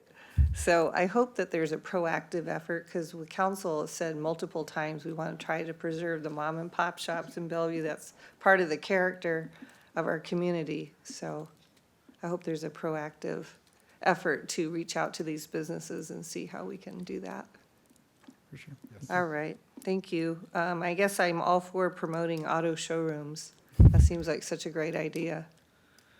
All right, thank you. Very good. Thank you. Okay, next study session item. Ms. Carlson, would you like to introduce that?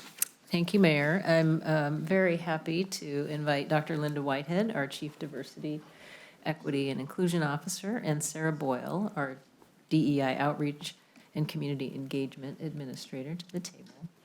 They are here tonight for an information-only item, but very interesting work that they've been doing over the past year on the Cross-Cultural Center work, and they want to update you on that work and the programming and the grant program that's underway right now and the future. So I will turn it over to Dr. Whitehead. Thank you. Good evening, everyone. It's been a long evening. Sorry. I can tell you this is perfect and we could all go home. No? Okay. Once again, good evening. Good evening, Mayor, Deputy Mayor, and council members. Thank you for the opportunity to give an update on the Cross-Cultural Center project. It is truly very exciting. My name is Linda Whitehead. I'm the Chief DEI Officer. To my right is Sarah Boyle, DEI Outreach and Engagement Administrator. Sarah is also the lead administrator for the Cross-Cultural Center project. Tonight, we're here to provide an information update and also to discuss seeking council direction. No, that's not correct. That is not correct. We're here tonight to provide an update on the Cross-Cultural Center project and to identify next steps. Before we begin, we will provide some project background, as this project has been many years in the making. The journey started in 2014 with the adoption of the Diversity Advantage Plan, which envisioned a cross-cultural facility with the mission to educate, celebrate, challenge, and inspire Bellevue to be a welcoming and inclusive community that embraced diversity. In 2016, Council directed the first of what would become 3 studies around a possible cross-cultural facility. The first study, completed in 2018, was a community outreach study that engaged over 400 community members, gathering their ideas and desires around a cross-cultural program and spaces. The final 2 studies, completed in 2022, evaluated the feasibility, necessary financial investments, existing space opportunities, and potential operating models of a model cross-cultural facility. Now, this study also included an in-depth analysis of existing properties within the city that could be contended for a future cross-cultural facility. In spring 2022, the key findings and recommendations of the feasibility study were presented to City Council. In 2023, fundings for the cross-cultural programming was made available and staff began implementing the council direction given to staff. Given the considerable time and investment in the previous feasibility studies, we want to start our presentation off tonight by providing the brief summary of the key findings and recommendation of these studies. The key findings of the study included: there was widespread support for cross-cultural programs and space, the need to embrace a community-led, city-supported model, the recommendation for short-term investment in cross-cultural programs as long-term solutions are assessed. We will go into each of these findings in more detail in the following slides. All 3 studies found that cross-cultural engagement is a high priority for residents, community members, city leaders, and staff and other stakeholders. The final feasibility study assessed the cost of developing a facility that would meet the level of need found in previous studies. The study recommended an estimated 27,000 square foot facility that would cost approximately $35 million to develop, excluding site costs. The facility would cost approximately $1.9 million to operate, assuming about $1.5 million in contributed income. The studies also found clear interest and needs in a shared operating model for any cross-cultural facility or long-term cross-cultural program in which a mission-aligned organization would lead and champion the work while the city would provide development and logistics support. Finding a nonprofit to champion the project was recommended as a key priority for the city. However, in addition to finding a partner whose mission aligned to cross-cultural engagement, this partner would also require an intensive level of operational capacity to lead development and operation of a facility and programs of this magnitude. Organizational capacity building led by the city would be likely to be required. As you hear our presentation tonight, you will hear that this principle of community-led and city-supported has been foundational to the most recent steps staff have taken on the Cross-Cultural Center project. Finally, the studies recommended that while the city continues to assess the long-term financial feasibility of a physical cross-cultural facility, the city invest in a series of short-term activities that would build momentum and capacity for cross-cultural exchanges in Bellevue. These investments should include cross-cultural programming, the provision of existing space, and organizational capacity building. With these recommendations, Council then directed staff to take the following action.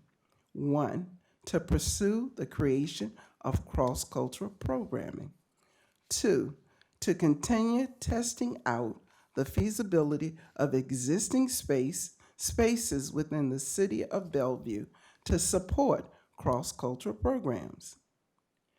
3, to explore possible partnerships with nonprofit partners on future cross-cultural programming or facility.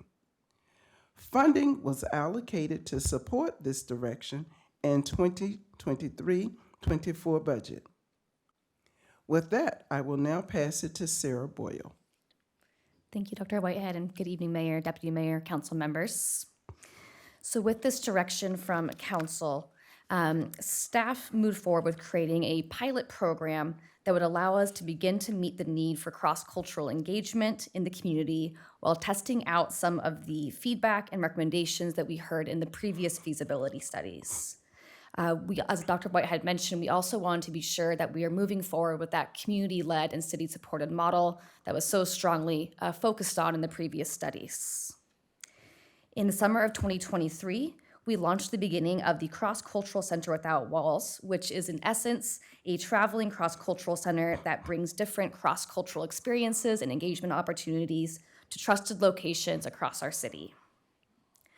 With this project, we will be investing in partner and community-based organizations to design and host these free cross-cultural experiences. In the process of this project, the goal will be to build the capacity of our community to actually host these cross-cultural programs and to also strengthen our relationships with existing nonprofits and community organizations in hopes of finding a longer-term partner to move this work forward.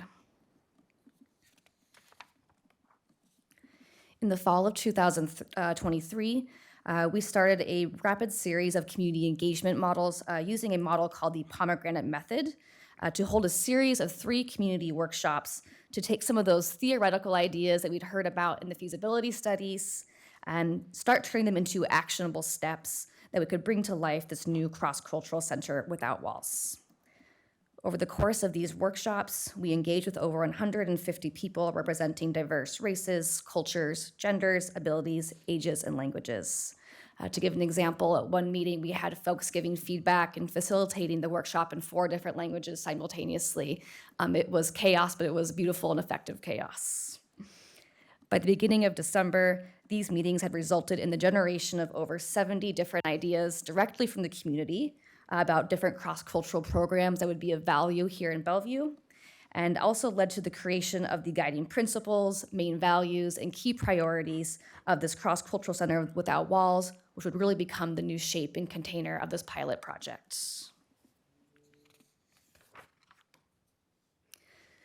So as we mentioned, we really want to keep this community-led and city-supported. So we used all of that feedback that we gathered in those previous workshops to create a scope of work that would then inform a informal request for proposals, or RFP, in which we would ask the community to submit proposal ideas about cross-cultural projects. The feedback that we gained from community was also used to draft the questions that make up the RFP, to create the evaluation criteria, and also led to the creation of a staff and community member-based evaluation team that would actually be reading and assessing these project proposals. I will not go into every detail of this, but some of the main principles and kind of guidelines that came out of this process for cross-cultural programs in Bellevue include that they be cross-generational, multi-generational, the strong focus on our youth and young people, that they really bring to life and focus on the marginalized identities and marginalized stories here in Bellevue, and also that it really is intentional about bringing together groups and communities that maybe have not had past opportunities for that engagement. So there can be a really big focus on learning from each other, not just where we differ, but where we actually have similarities as well. So this request for cross-cultural proposals opened up on February 7th, so it's currently open, and it closes this Friday. Based on the level of interest that we've had so far, we do expect this to be quite a competitive process, and we do expect requests to actually outweigh the resources we currently have available to support this programming.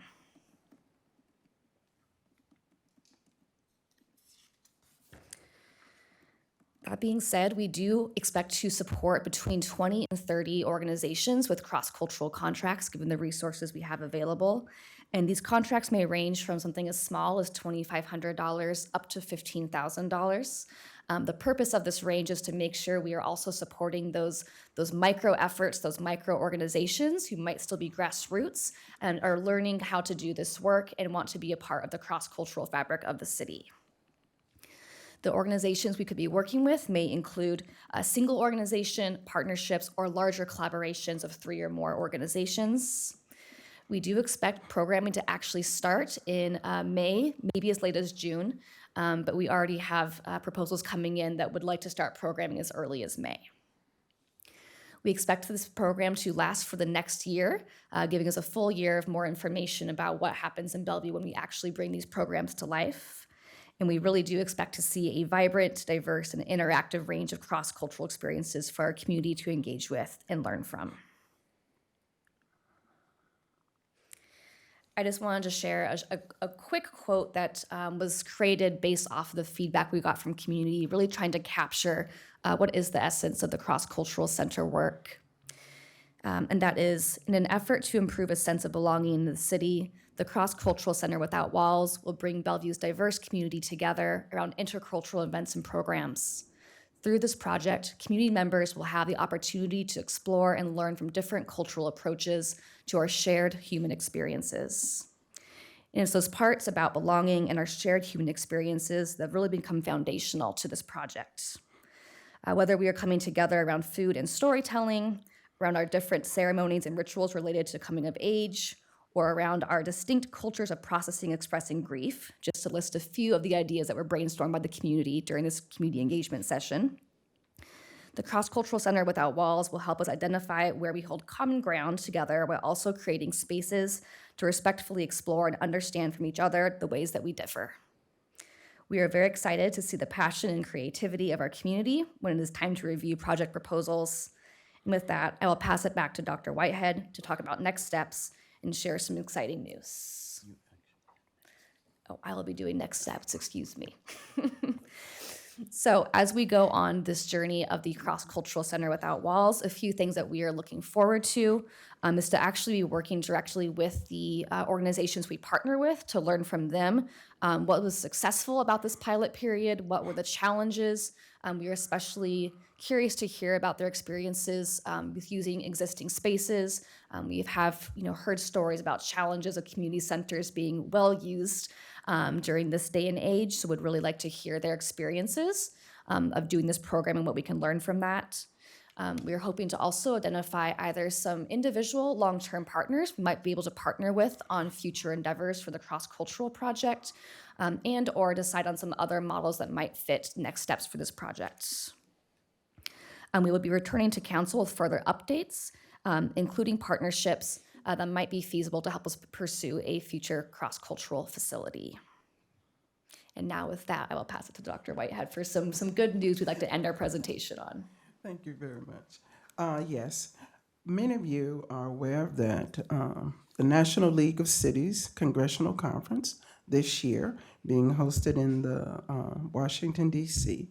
Our team, this particular project, submitted an application, and we have been awarded nominees for the Cultural Diversity Award. What this award celebrates is programs that encourage residents' involvement in local government, sponsored activities, and highlight appreciation of cultural diversity as a way of life in the cities. Thank you. Wonderful. And with that, we're happy to open it up to questions to the council. Thank you. Okay, great. I'm going to excuse myself and let the deputy mayor take over, and you may call and make comments. Of course. Councilmember Stoke, please go ahead. Yeah, this is just amazing. It really is. The journey seems to have been really productive and gathering steam, which is really, really good. And I think you've laid out, and I'm very interested in seeing how this is all put together, and it would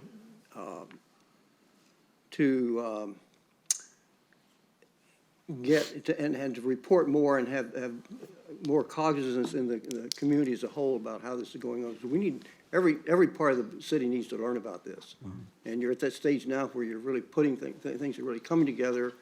And I think it's something we need to share more about. And also it's fun to go to the events, which is always good.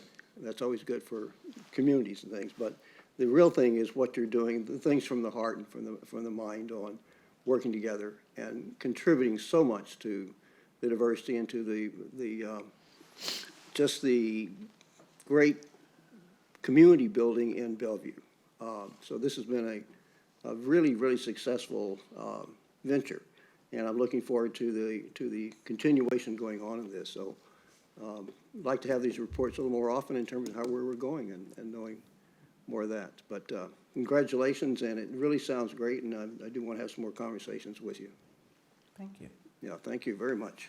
Thank you, Councilmember Stoke. Councilmember Lee. Me next? Yes, please. Okay, thank you. Yeah, thanks for a great report. And also congratulations for being awarded honorary at the National League Cities Diversity Award. It's not easy. It's National League City represents 15,000 cities around the country, and many cities are all over the place with different degree of diversity and also their programs. So as we know, however, when I believe that I initiated the Cross Culture Center for the City of Bellevue because I see the need of people working together, not just to be spectators of learning from other people and then just go back and building silos. We need to be learning from each other and working together because that's how we have strength. We can make things happen without regard to differences and similarities, because we have to, just like a family, we're not all the same, right? We're different, but we are able to work together, found common grounds. So this is a great, great program. And we also realize the challenge, because nobody in the country has ever done this. That's why the ACON, the consultant, mentioned in their report. That's why it took so long for 3 reports, 3 different consultants to find the final conclusion. So I'm really glad that you are making it happen, because I think the council realized ultimately, we need to have facilities to bring people together, because that's reality. We believe an ideal needs to have space start to bring them together. I think that's why we heard from the earlier comment from one of the speakers. I think we need to remember that we, as part of the progress, we need to have space. So don't forget the space. My concern is I want to be sure that cross-culture without war is just one step toward ultimately succeeding to bring people together. So I don't want it to be a limitation. I think it's the council's wish that we need to develop that ability, develop the constituents, develop the public through community-based organizations, and to make it happen. So I support what you're doing. I think it's a good thing. It's one of the steps we go to the ultimate goal of working together. I don't want to be confused. Sometimes it's tricky when people say, well, we don't need a space, and that's what the council decides. It happened 8 years ago, and we forget what they really decide. So I want to be sure it's clear. Can I ask a couple questions just to clarify? Could you go back to page 8 of your slide? You show that there's three bullet points. Council direction in 2022. We want to pursue culture programming, because that's the first step to make sure that we can utilize current space, because we don't have a space. It's going to cost $20–30 million to do it. So we want to make sure that people are working to get people together. So we need to test out existing spaces. My questions for the last 2, what have we found out in terms of existing spaces? Do we have existing spaces adequate to do this? Well, what we found out is that we cannot just look to the community centers here in the city of Bellevue. Right. We have to look broader. Yes. So we have just been looking, our team of 2, we've been looking all over the city, and we have been encouraging those who are submitting applications that you got to think out of the box. Yes. So for an example, we've been looking at the faith communities. Bellevue School District, unfortunately, has a decreased enrollment. Well, what that means is they have open space. Yes. So we're looking at them. Also, Bellevue College has new buildings that's not being fully utilized. So we're looking to them. Bellevue Art Museum, we're looking to them. So we're encouraging people to not just rely on the community centers, because they're full. Right. So that's what we're doing as far as space is Very concerned. good.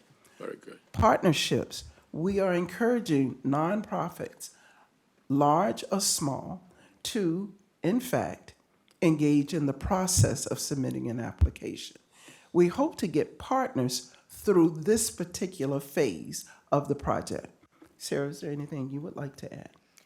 I'll just add that we are working closely with our community development department as well, and our friends in the arts and culture division, to make sure that we're understanding what kind of facilities are out there for community to use. We've actually created a directory of facilities that's available on our cross-cultural website for folks to access as they start thinking about their facility choices.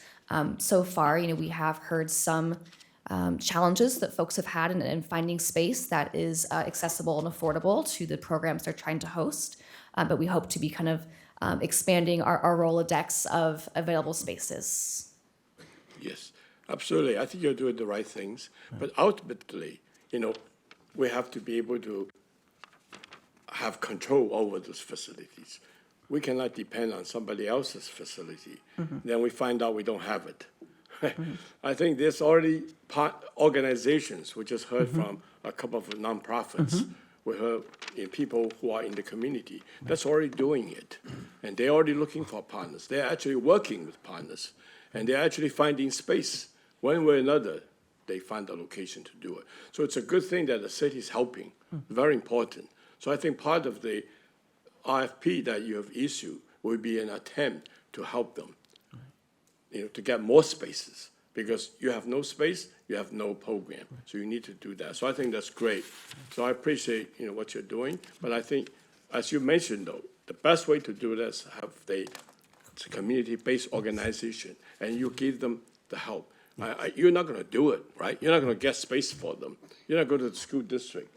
So I hope you don't need to do that, because you have more important things to look at. We are encouraging community-led, city-supported. Yes, thank you, absolutely, I appreciate that. The other one is, you mentioned, page 10, can you go to that? You have a guiding principles. Could you tell me a little bit, what guiding principle did you find with your community engagement workshops? Yep. Maybe you can send it to us later on, if you don't have time to do that, Yeah, okay? I'm happy to send the That'd be documents. I good, will, because I can it's do, important to know, because other organizations who want to become your partner, you'd be very helpful for them when they start doing this. They say, well, that's the information you gather. That's the help you can provide. Thanks. Page 13. You have a statement, you said, the statement, I like that a lot. That's absolutely on point. You say have the opportunity to explore, learn from different culture approaches. I would just add one thing. It's more than just learning, but ultimately, it's working together. Learning about it, say, hey, somebody else do it. I'm a PhD, but I don't have to do anything. I just teach. That doesn't hack it. You got to do it, right? You got to be a council member. So I hope, there's things that we need to learn. And finally, ultimately, it's the building capacity, which is the ultimate goal. Everybody's talking about, when we talk about budgets, economic development, everything's building capacity. Yes, when we do cross-culture, really, we are building capacity, because we are helping, working with new people in the community who don't know how to connect, and we are helping them to connect. Then they can work together. They can solve common problems.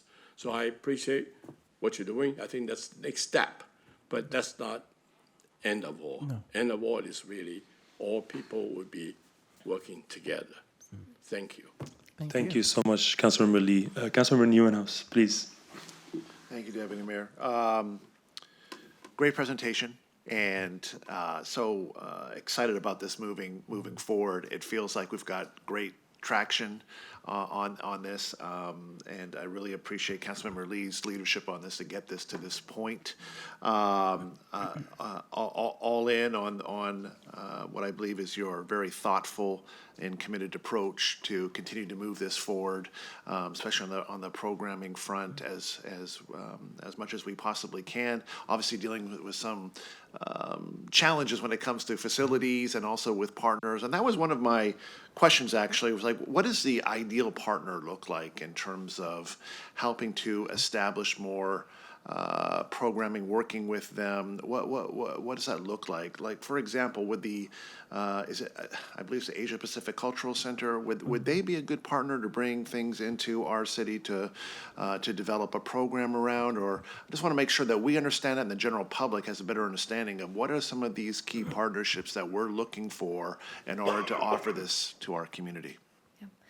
great question. And I think the two things that have really come to light over the course of the feasibility studies and in talking with community more and learning more about what community needs out of a facility like this, it's really twofold. So on the one hand, there's the mission alignment that doesn't just represent, a single culture or community within Bellevue, but is really focused on that, cross-cultural capacity building, as Councilmember Lee has spoken to. Yeah. So there's the mission alignment, but there's also the reality that this is a really big project to take on from a development and operations side. So when we think about, fundraising, for example, developing a facility like this, staffing, actually getting the programming together, that's kind of a twofold request that we're looking for in a partner. There's a couple of organizations in our region that we can look to and learn from that are not doing exactly what we're doing, but have had similar approaches to what we are trying to do here in Bellevue. So, one possibility that we've spoken to or spoken about, and this comes from some of my previous experience doing work up in the South Everett area of Snohomish County, is maybe even creating some sort of third-party nonprofit that actually works as a backbone organization, bringing different organizations together as collaborators, working together to host a facility like this. So you have that mission alignment, you have that reflection of Bellevue's diverse community, and you have a specific organization that is brought to life with the purpose of doing the development and operations of an organization like this. So at the end of this pilot period, we hope to have more information on existing partners in our community that may have interest, experience, and the capacity to do this work, and have more direction as to whether it makes sense to choose a single organization with an RFP, or to go a different route, a little bit more creative of bringing several organizations together to work together for this purpose. Great, thank you. Well, again, great work, and look forward to future updates on this, and anything that we can do to help facilitate further, please let us know. Thank you. Thank you, Councilmember Newhouse. Councilmember Zahn, please. Yes, thank you. I am so excited to see this come to life. And that phrase about cross-cultural is beautiful chaos. That just really resonates about the fact that as we work together cross-culturally, it can feel like chaos, and yet it's beautiful. I was thinking about a couple of the elements in here. The fact that this is the short-term piece of doing this, and that it can be a yes and, right? So in addition to the long-term of having that cross-cultural center with walls, we can also continue with the cross-cultural programming without walls, that they're not mutually exclusive, but we are committing to both of those. So I think that is important to me. A couple things I really want to thank you for that as I read through the information, I really appreciate, is that this grant is different than other grants that we do. I love the fact that there's a third of the payment up front, so that we recognize that having money up front to be able to get things organized is important. I really like the fact that we are providing translation services if needed, and we give them a little more time, and that we're giving examples for what a cross-cultural programming looks like and what it is not. So to me, that's always one of the things that can be a little confusing is, well, what's the difference between multicultural versus cross-cultural? So I really appreciate the real specificity that you've put in here about that. I echo my colleagues' comments so far about so it can be really challenging to identify space. And I wonder about, we've talked about this before, opening up City Hall on the weekends. What would it take to do that? I understand that our community centers are full, but is there an opportunity to extend the hours there? And then how do we do some more matchmaking to create that cross-connection? Because maybe some of the folks want to do more, but they don't know each other to be able to cross-pollinate. So I'm curious about how in this process we're able to do a bit more of that. And then on the long-term one, I do want to better understand, because 2014 was 10 years ago. So as we think about that, honoring that commitment, the timeline for identifying an economically feasible way to build a cross-cultural center. I know you talked about some different models when we were in Denmark. We also saw that there is a lot of those kinds of collaboration spaces. So I think those are great ideas. I'm just trying to get a better sense for when can we expect you to come back with a plan for how we might move that forward. And then lastly, super excited to be in DC and be there with you on that Cultural Diversity Award as an honoree. I had an opportunity to be a judge a couple of years ago, and I know that there is stiff competition there, so it's good that we are being recognized as an honoree. But there's a couple of questions in there, if you could talk about that. So let's back up. I was smiling when you spoke of organizations coming together. One night we actually had what we called a speed dating of the nonprofits. Sarah, would you tell them more about that? Yep, we had as part of this process, we had something called a convening group where we brought together community stakeholders and community leaders that we actually worked with in the design of the community engagement process, so that we could be sure that what we were asking community were the right questions. And one of the leaders there in that group asked a really wise question and said, well, how do we know who we don't know when we think about cross-cultural exchanges? If one of the issues is that we are all working in our own silos, you want us to work together, there's a step missing here in this process, right? How do we actually meet folks that we might be curious about exploring partnerships with in the future? So with that wisdom in mind, as Dr. White had said, we had a workshop that was focused on, if you've ever been to a speed dating event, it's exactly what it was. We had about 60 different organizations moving around with about 5 minutes to talk to each other each. And we heard the most amazing feedback from that event. Again, beautiful chaos is a great word to capture that. But people were really, really excited about that. And we've actually talked about the possibility of having like biannual convenings like that, bringing organizations together specifically for the purpose of facilitating some of those cross-cultural connections across organizations, not just community members. And finally, to direct your attention back to the short-term investment, what we're doing here is, having received direction from council, we are testing this pilot with the various nonprofits that will submit applications to build momentum. And building that momentum, and a part of that process, that application process, you will identify the space that you hope to use. Now, we are available, if you go to the website to see Rolodex, Councilmember Neuenhuis, to take a look at some of the available space that may be available. So the word that I want you to take away from tonight is the building momentum.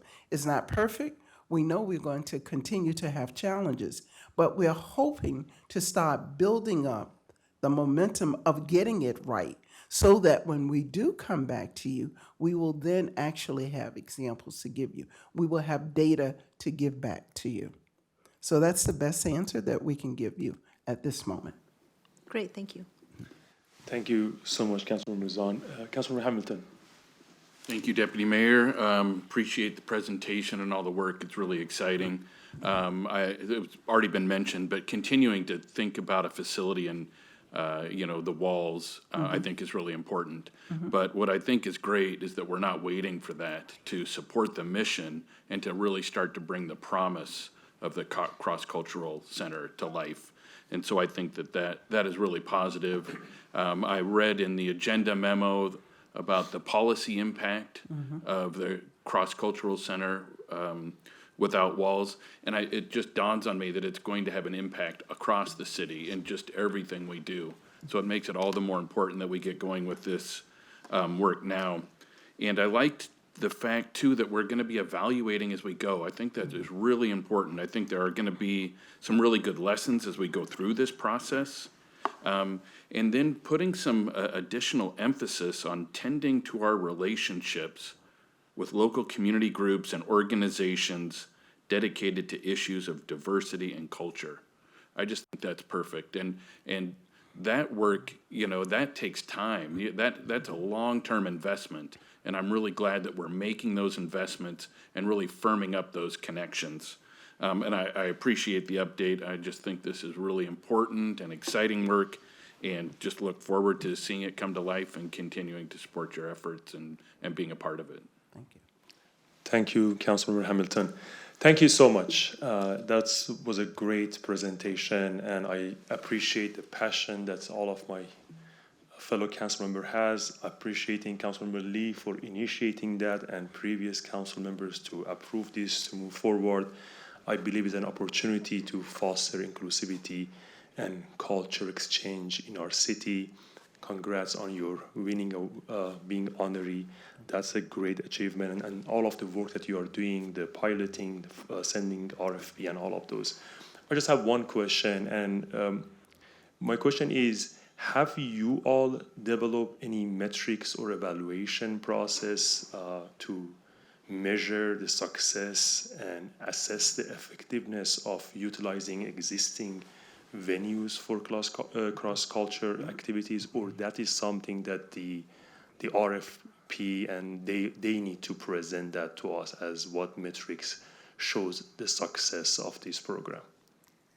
So both and. We are in the process of developing some consistent metrics we'll be asking organizations to respond to. In the light of making this, community-led and really wanting to support younger grassroots organizations, the approach that we are taking for gathering metrics will be more in a qualitative sense of sitting down with organizations in an interview sort of process afterwards, trying to get rid of any sort of reporting that might be a challenge or a burden to younger organizations. But we'll be asking about things like, who did you serve? How many people did you serve? What were the main challenges in gathering space? Were you able to find space that actually met the need of the program? Were you forced to change your program in any way or form based on the space that was available to you? So in the process of still defining some of those metrics, but really trying to make it more qualitative for some of those, so we can be sure to not limit the responses we're getting from organizations based on not asking the right questions. So I wanted to keep it open enough, but still some structure to make sure that we are getting some key metrics met with these responses. Thank you so much. I appreciate you all. Thank you. Thank you. Thank you so much. So I'm not sure if Mayor is back, so we can continue with the ordinance. Yeah, so we have other ordinances on our agenda. Yes, thank you, Deputy Mayor. We have one last item for you, and we'll give the patience award to our fire marshal and our building official. They have two items that they are seeking approval on tonight. They're going to do one presentation covering both of those. And this is the updating the construction codes and the fire codes. And with that, I'll turn it over to Greg. Thank you so much for being here. If there's any complaint that you are here this late, is their fault for putting you at the end. Thank you for the introduction, Ms. Carlson, and good evening, everyone. So we have a brief presentation. There are two ordinances, as City Manager Carlson indicated, and would require we are requesting two separate actions or alternative direction this evening. And before I go farther, I will just note that these two ordinances were presented to council in early June of 2023.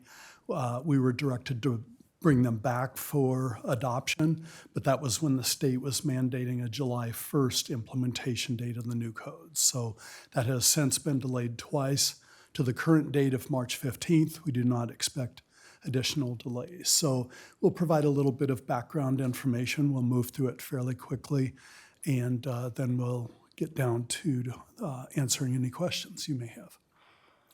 These are the technical codes that are included in these two ordinances.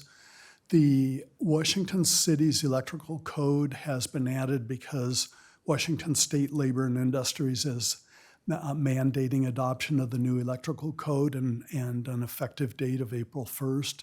So now, because of the delays with the other codes, it lines up. So we've added an adoption by reference for it. And this is the process. Starts with the national code. Bellevue and many other cities do participate at the national level. Then the state of Washington adopts the list of codes that you saw and makes some amendments to them. And then local cities and counties are mandated to adopt. They can also amend them, but they cannot make them less restrictive. So I mentioned the delays and that March 15th is now the effective date. That's under the jurisdiction of the State Building Code Council.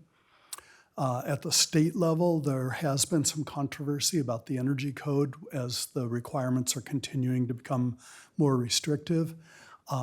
There were some changes that were made, and that is still intended to go into effect March 15th. Also, the Wildland Urban Interface Code.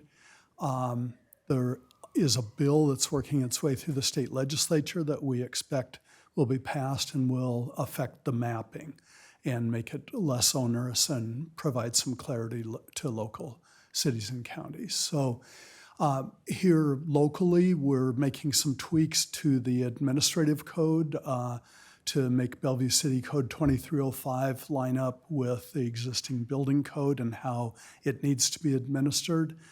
Fire Marshal Ripley has done a lot of work with fire operations, and he'll talk about that a little more in a moment, to actually reduce the number of local code amendments. Really, we're just primarily readopting technical codes with no substantive changes other than those deletions that I just indicated, and adding the electrical code adoption by reference.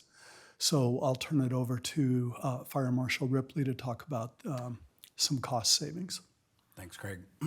Yeah, I just want to highlight that we did take a comprehensive look at what had changed with the national codes as well as the state adoption amendments, and worked with our operations to actually reduce quite a few amendments. And I want to highlight one. Here's the firefighter telephone. It's kind of a redundant system, but was kind of there for a backup for us for years. But we looked at how we now proceed with radios, and now going to PCERN, which is a complete digital radio system.